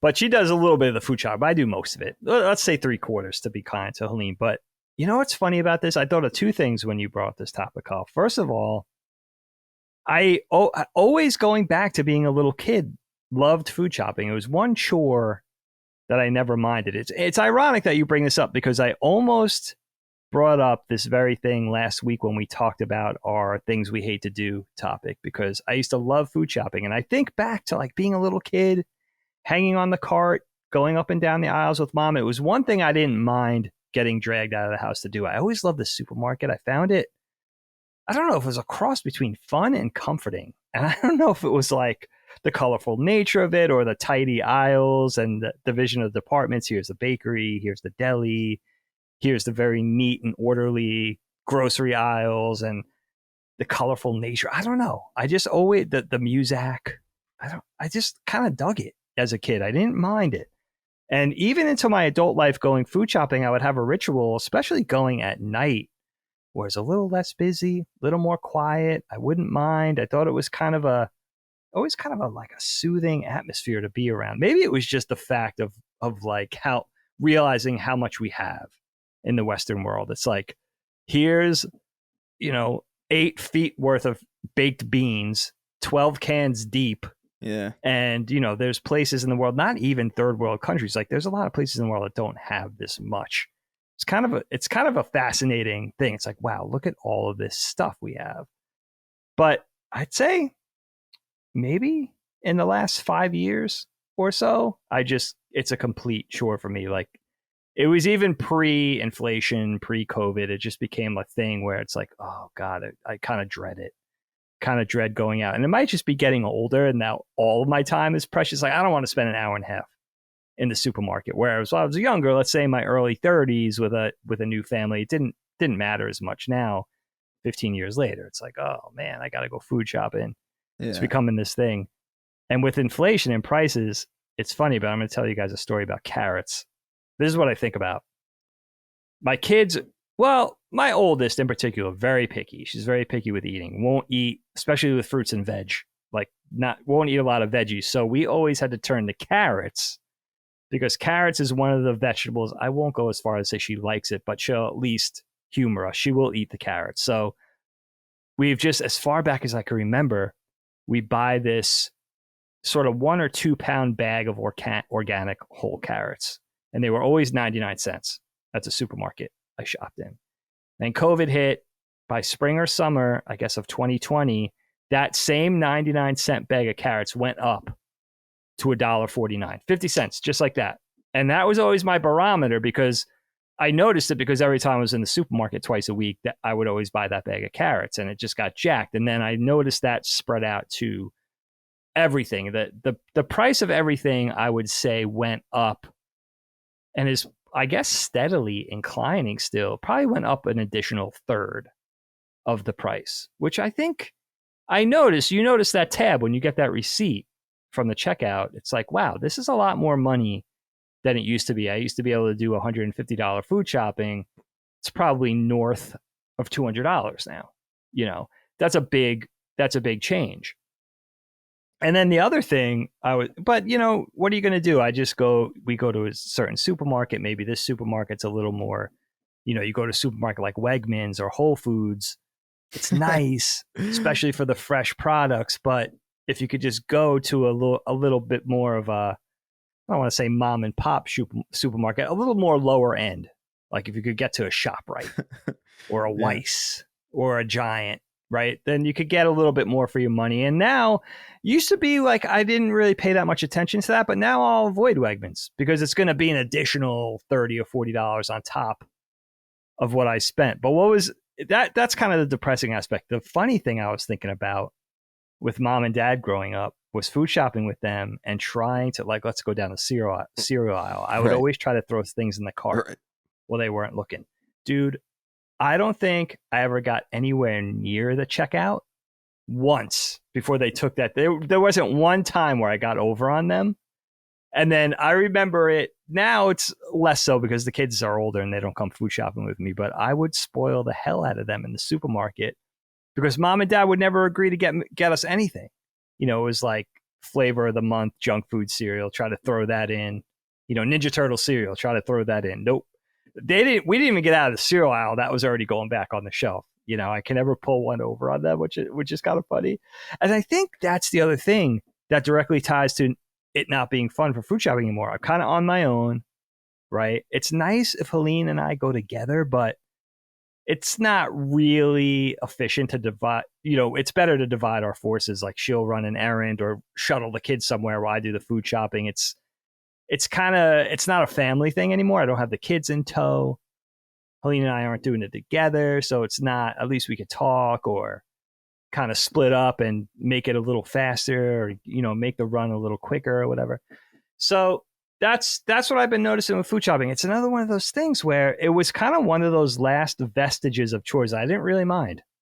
And now it's like, oh, I dread it like days in advance. I'm like, oh, I got to go food shopping. This is going to suck. Yeah, I actually, I miss kind of going myself, but I just don't because, you know, Micah does all the, you know, the chores because she drives. So I don't live in a city anymore. Oh, that's true. The car thing is a big thing. Yeah, I was getting almost very French with it where I was going to the supermarket like every other day, basically, you know, or like going and getting fresh meats and stuff. When I was living in San Francisco, I used to go to this like very boutique IGA style supermarket called Andronico's and I used to love it. And it was so expensive, but the food was like really high quality, but yeah, I was kind of I'm getting old enough now, and you can probably relate, Dig, where I see how much things cost, and I'm like, I remember this costing this instead. Oh my god! Right, so I eat cashews like they're fucking going out of style. I buy the big things of cashews at Price Club or at the supermarket. They're like $14 or $15 now. I'm like, I remember these being $5, straight up. Remember this being $5, and it's just kind of startling. And it reminded me that, you know, our parents' generation would often say, like, I used to get a cheeseburger, or grandparents, like, I used to get a cheeseburger for 5 cents or whatever. I'm like, yeah, you damn well did. This is fucking insanity. Like, what is going on out here? We're withstanding and this like massive erosion of our wealth. And one of the great advantages of being American compared to many other parts of the world is how cheap food is here. But that's not becoming like a solid fact of life anymore. And that's a shame. But Chris, I'm curious, what is, I don't even really know. Like do you eat out a lot and shop in the supermarkets? I know you do eat out a lot, but do you also go shopping and have food around the house? Or what is your habit here? Yeah, so I'm in a pretty fortunate position where like I live across the street from 2 supermarkets. Nice. Oh wow. So I kind of don't worry about it really at all. Like if I need something, I'll just go across. If I have something and I don't, or like let's say like, oh, I want cereal. There's no milk.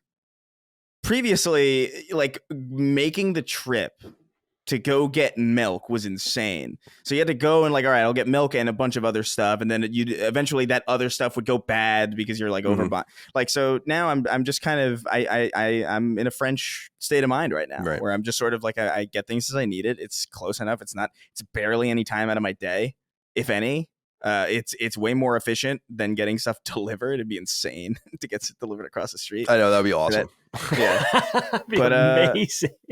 I've done it once or twice when I need like some like really, because there's some stuff that's like, look, I'm not lugging like gallons of tea and big things of water. Like, I'm not doing that. Like, it's I don't have a car. Like, I would normally, like, if I had my car, which I'm probably gonna grab my car when I go back to New York, actually. But if I had my car, I would just make those trips automatically. But if I want to get like stuff in bulk, all right, I'll order stuff that I know would be like really, really annoying to carry. But beyond that, it's like pretty rare. So, I mean, I just sort of, I don't know. It's a lot of deli stuff. It's a lot of Boar's Head. Oh yeah, a lot of Boar's Head. A lot of sandwiches. I'm a sandwich guy, like intensely. Yeah, the hat. I hear that. He's got the Boar's Head hat. What do you want? He got it from the deli on the Circle guy. Yeah, the guy that named a sandwich after sacred symbols. Oh, right. He sent me an apron too. I was like, yes. And I was wearing it on the show when we were doing sacred symbols, but then I was asked by the guys to take it off because they couldn't focus on the show. Like they couldn't take it seriously. He looked like, we said it on the show, but it was like a hitman disguise. Like it didn't feel didn't feel like Colin was here. I felt like we were being like listened to by some random outside force. I love that. But yeah, I mean, I don't know if I have an interesting, like I just fortunately am in a position like location wise where I don't really have to think about this all that much, and you know, it's everything's still expensive. I still notice that, but you know, it is what it is. I don't know. Things are gonna get expensive. Like I remember when gas was like $1 or something. Oh my god! Like I remember that. Like I'm old enough. I'm only like I'm about to be 30 this year. Yeah, and I remember that shit. Yeah. So I mean, I just accept this as a part of life. If things increase to the like, if a sandwich used to be a fucking nickel, and it went from being to that, it went from that to like $5. That's incredibly exponential, and it might as well. Like, why not keep going? This is just the way it works, right? I mean, like it hasn't not worked this way ever.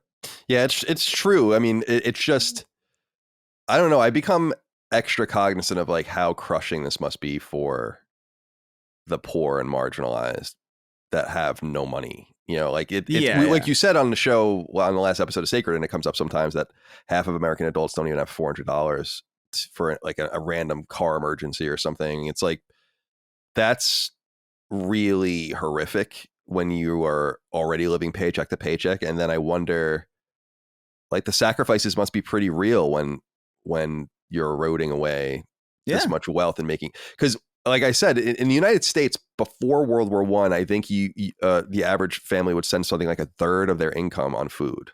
And I think now it's something like literally 1/20th or 1/10 of the average household income is food. So I just think that's something to keep an eye on. But Ben, I'm curious what your habits are. Are you the shopper in your house? No, I used to be, but Emily, my wife, pretty much does, I'd say 99% of everything, and that other 1% is just me picking up something she's asked me to. She prefers to. Like, Emily is really, really conscious about what we eat. So pretty much everything is like, not everything, but you know, she tries to get stuff that's pretty clean, organic when it makes sense. You know, health conscious. We don't have a lot of like snacks or anything in the house. And of course that makes the kids' trips to grandma's house all the more special, because, you know, when you're at grandma's house, you just eat whatever you want. Right. They love that. But so no, she's pretty much, she enjoys it, I think, to an extent, but also like nobody really loves all of grocery shopping.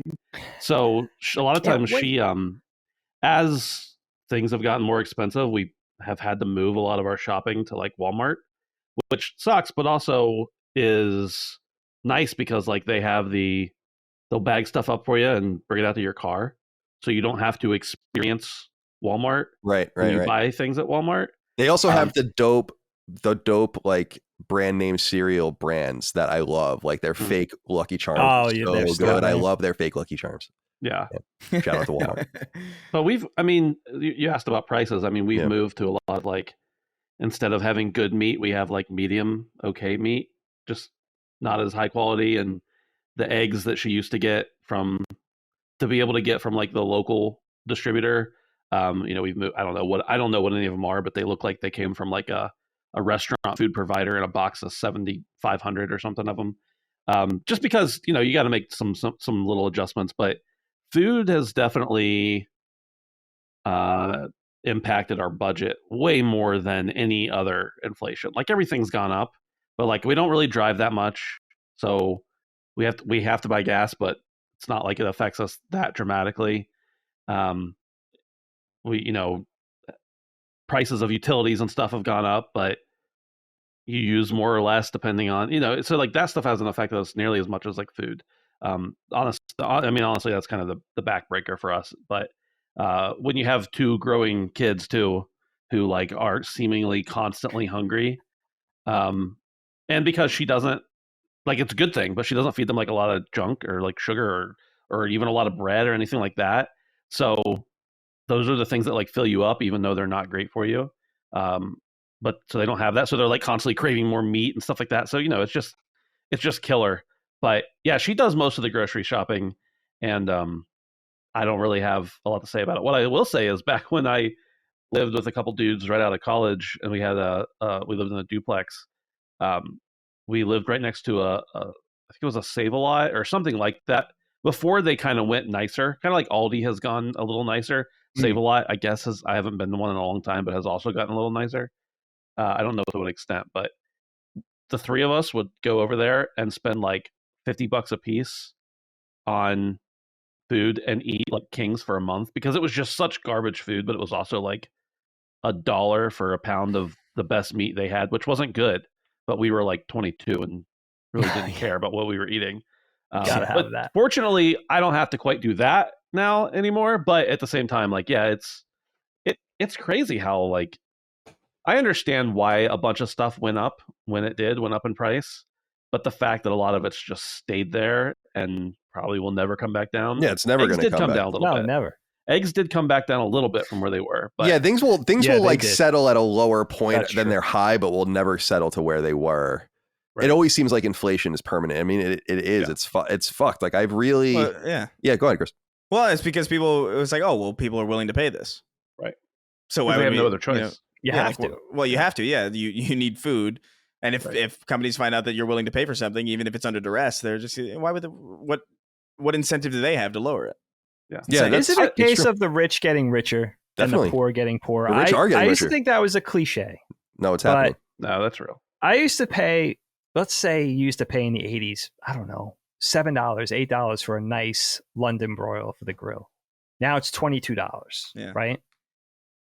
Is it seriously worth that now, or is the company just cashing in on massive profits for these things? That's 30 years ago. I don't know if you can compare those. Well, let's all right. So let's try to draw it in. I have an example for you. In the last the last couple of years, just the price of renting anything. Mm-hmm. Like the cost of housing is insane. Like I really think it's fucking despicable, honestly. Like I have never seen a landlord put enough work into any place to justify any of this shit, to be honest. Really? Like it's fucking. The last place I lived in Burbank, they were when my lease ended, they were like, "Hey, we're raising the rent $700." I'm like, $700?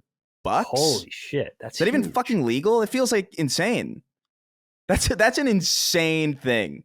That's huge. It's I don't know, man. And I mean, I've talked about this a number of times, but like the idea that like so much of our real estate is being like bought by like Airbnb and just it's really, I don't know, man. It's vile. It's really not good. I think Airbnb should straight up be just nuked out of it. Like it should not exist. I really. It looked like it was kind of buckling, which was cool, like naturally buckling, which was cool. And I don't know. Yeah, what that situation looks like now, but I looked this up.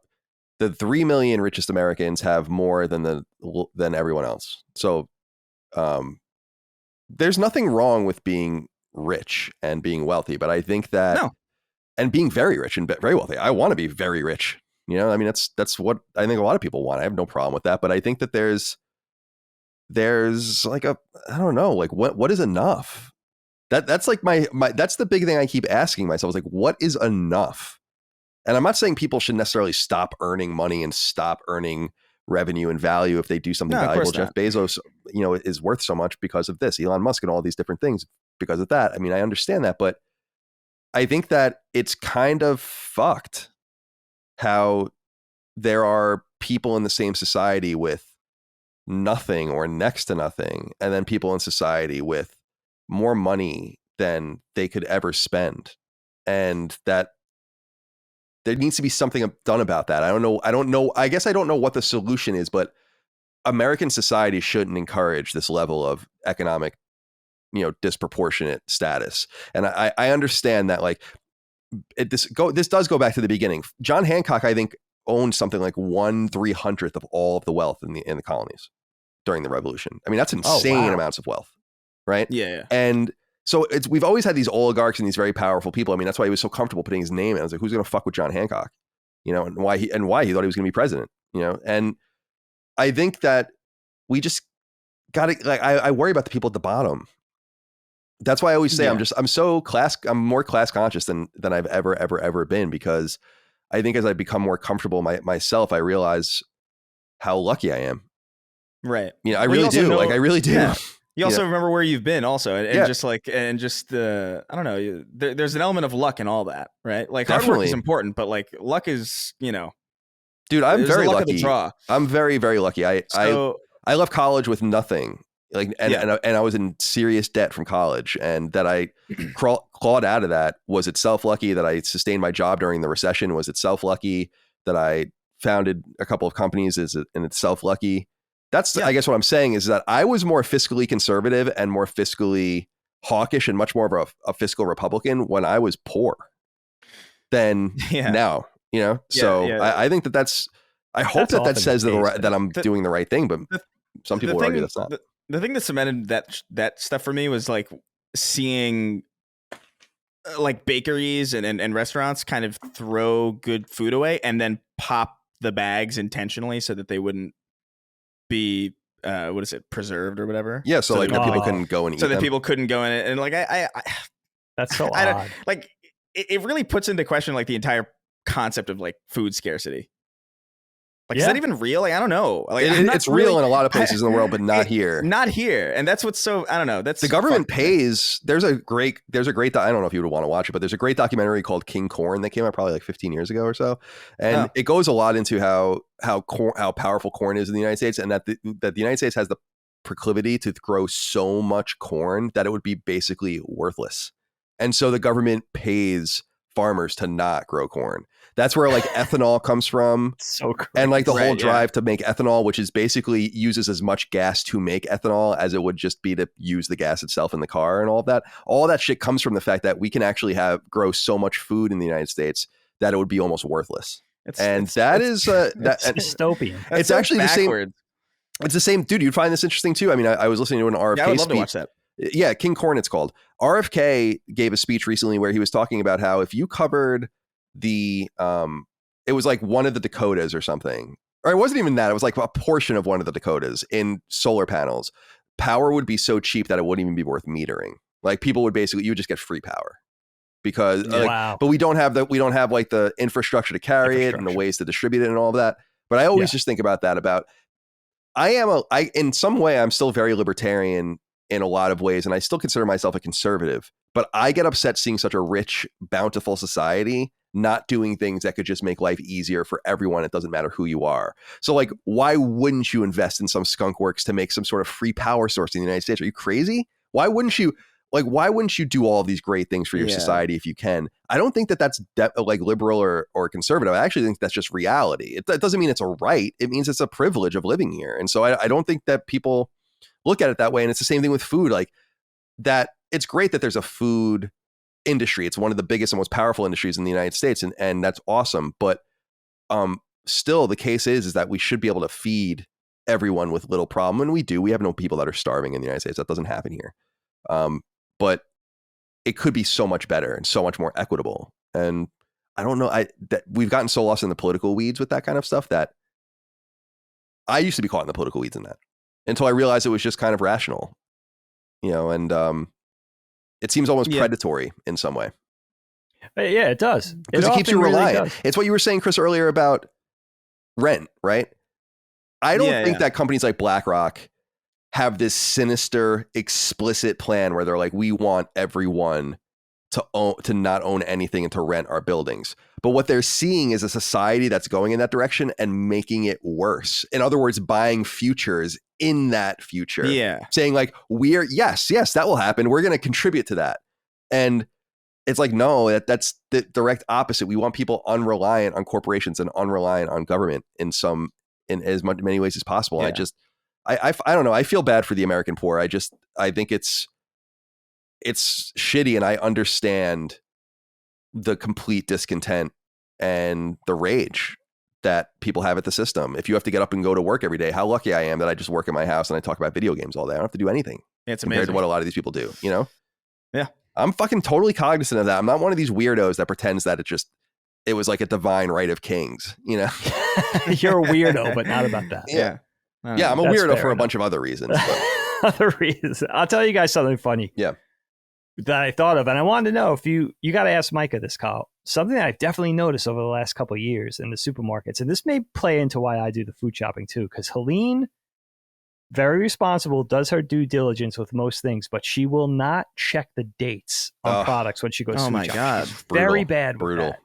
She'll bring something home like, Helene, this expired 2 weeks ago. She's like, I forgot to check. But noticing, and this kind of plays into me becoming a grouchy curmudgeon as well, just a grouchy old man, is I'll go into the supermarket. Last week or something, I was looking for like nice cheese, like to go with crackers and wine or something, like not dairy case cheese, like something that's over in the deli in the nice cases with the hummus and stuff. And I'm looking through and I find this cheese that looks good, and everyone is outdated by months. By like they all expired in April. That's so in the supermarket. I've seen that too. That's gross, man. And I'm flipping them over. Now what I do is if I find expired things, I'll flip them over and lay them down with the date up. So like I'll ruin the display to make sure that whoever's working there sees that you shouldn't sell this to people. This expired 3 months ago, that type of thing. Well, it's cheese. I would have never done that. Sometimes people like moldy cheese. People pay for that. That's true. With the cheese, it might work out. That Vons next to where I used to live in Santa Monica, Chris, was like, dude, the shit that you'd find in there. I was like, what is going on here? You're kidding me. No, I hated that place. And I wonder, you can't get people to work. Yeah. They can't get the people to work. There's not enough staff. There's not enough people in there to work. They don't want to do the jobs. That's another part of this conversation where it's, of course, is going to be outdated product. There's nowhere to cull through it. The produce department has 2 people working. They should have 6, over the course of the day, whatever it is. That's something we're definitely seeing. And I'm super paying attention to labels now with dates and everything, because it's bad. It's expensive. Now you're charging me so much more money. Yeah. And you're asking for all this money for this product and it's outdated as well. That's just adding insult to injury. Yeah, I'm like the exact opposite. I'm sorry, Chris. Go ahead, please. No, I was going to say, it's almost as if when people have to work 3 jobs to stay alive, that the quality of each of those jobs goes down by a lot, to the point where you end up with fucking rotten cheese on your fucking shelves. That's definitely true. That's a great point. But yeah, what were you going to say, Colin? Nothing. I was just going to say, like, it's nothing important. I was just going to note that I'm the exact opposite with dates that Helene Dagan's wife is, where I'm like constantly on the hunt for if I'm searching for something, like, yeah. And I've kind of, I could feel myself slipping because we were at Costco or BJ's or whatever, and I was getting orange juice and I just took it. And that's a Helene move. Yeah, exactly. And Mike was like, oh, what's the date? And it was fine, but I was like, I could get a better date than this. And I went and like, Colin's mind is starting to go. Yeah. Oh my God. He's grabbing orange juice sight unseen. It's fucking wily behavior. Yeah, I just wanted to check in with you guys on that. I thought it would be interesting to hear about your habits, but also what you're experiencing in different ways. And yeah, I'm going to keep an eye on this too, because I just think it's kind of it's scary when you think about it. Like, I don't know. I don't know like the kinds of things. I don't have a kid either, so I don't have to worry about that. And it's just probably very. Imagine if you stressful. did. You know what I mean? Like that's fucking, that to me is crazy. Like Yeah, everybody, yeah. I have family who are like, when are you gonna have a kid? I'm like, bro.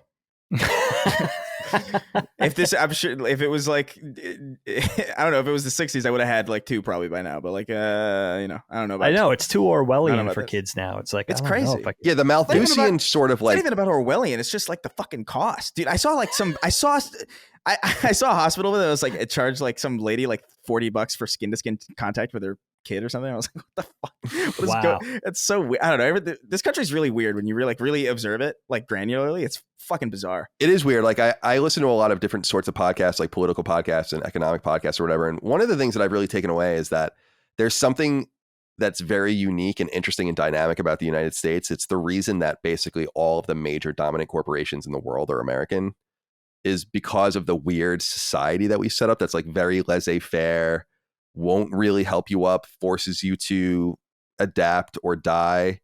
And that comes at a social cost. And other countries don't pay the social cost, but they're not as rich as the United States.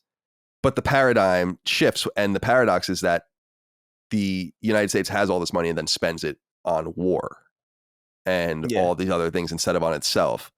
So it kind of ping pongs back and forth, but it's a lot to think about. But I might be keeping an eye on this because it's I always get mad at people that have some money not being more upset about this, because it's easy for you to not say anything about it. It's easy for you to not have a stance that might ameliorate it and help it for people that are suffering in greater ways. And I'm hyper. If I was running for president right now, I'd be hyper focused on this. This would be the topic. Oh yeah. Big.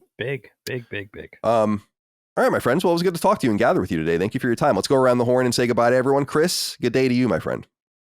Oh yeah, it's gonna be a Street Fighter day for me. Oh, nice. Yes. Yeah. Who's your main? Do you know who you're going to try?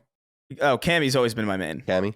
Cammy's been my main, and for Street Fighter, yeah, for as long as I can remember. Cool. Dig, where are you going off to this weekend? We're going down to the beach. Just Helene and I, not the kids this weekend. Yeah. They're going to stay with the grandparents? A rare escape.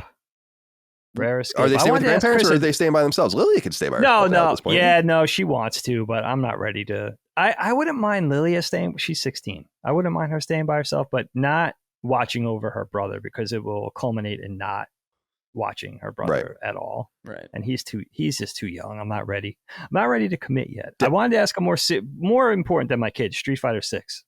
Let's talk about something more important. Chris, is Mike Hagar a playable character in the game itself, or is he just in the open world bit? Mike Hagar. Yeah, he's the final fight dude. I wasn't sure. I have no idea. I haven't been paying attention. I've barely been paying. I only bought it on a whim because I was like, yeah, you know what? I'm looking up the roster for you here. Supposed to be good. Yeah, apparently it's really good. New characters look fun. I'm going to use it still, but he's not on the roster. Okay, so he's how you explore that whole open world bit and just fight not according to this random pedestrians. So it looks fun. I'll jump in at some point, but I can't fight. It's so bad for my ego. Like I got blasted in Street Fighter 5. It was not a good scene. I think I lasted 2 days and I was like, forget it. I think my win to loss ratio was like, I won like 1 out of 10. It wasn't until I got to IGN that I realized how good people were at fighting games. They're so good. I used to love them a lot more until I used to play Marvel vs. Capcom over there and other things, and just be like, I used to be pretty good. Like it was definitely a coin flip, and if I'd win or lose in the arcade before I met people of that good. And it is interesting. But Dig, I was going to say, I think Lily is old enough to stay by herself. Dad used to abandon me in high school to go up and see his weird upstate New York girlfriend on weekends when I was in high school. Yeah. You were 16 at that time? Oh, I was probably even younger than that. That's interesting. He would just leave and he'd buy a bunch of food, and be like, all right, I'm out of here. And then I'll see you in a couple of days. Be like, all right, bye. Ben, goodbye to you, my friend. Bye. I'm going to not be playing Diablo this weekend. A friend of mine had credit or something and bought me the game, but he did not buy me the early access edition. So I refused to upgrade the extra $20 to play 4 days early. At this point, 3 days early. Yeah, I will not, even though I really want to. Yeah. Even though I really want to. But So that's what I'll be doing this weekend. I actually think I'm going to play Hellblade for the first time for a video. Oh, so I've never played it, and I've always wanted to. And play it with headphones. I'm sure people have told you this already. But, absolutely, yeah. I think the game tells you that as well. So yeah, it does. But you know how I ignore that shit all the time. Oh yeah. Well, the thing I ignore is when games tell you like, make sure this is barely visible. I'm like, no, sorry, I'm gonna do what I want. Oh yeah, I jack up the fucking. Yeah. Really? I actually follow that to a T. I follow it to a. I mean, I don't blow it out or anything, but I'm not gonna. I want it just a tad bright, and I mean, I don't have like a super nice TV to play on or anything either. So on older, I don't do it so severely on my newer OLEDs, but on my older ones, I would. Yeah, definitely. Yeah, I feel like if you have an OLED, you're doing yourself a disservice by messing with it. You just don't need to. You just don't like. I never on plasma screens. I could never feel like I could see anything. You know. Yeah. I don't know if that's true. Plasma screens were terrible. Jesus. Yeah, but they tried. They sure did try. Yeah. All right, my friends. Well, it's good to be here with you. Thank you for your time today, and thank you all out there for your love, kindness, and support of all things Last Stand, Constellation, etc. Couldn't do it without you. Merch at laststandmedia.store. Check it out. Patreon.com/laststandmedia for early ad-free support. I'm sorry about that. Stumbling over my words. It's time to go.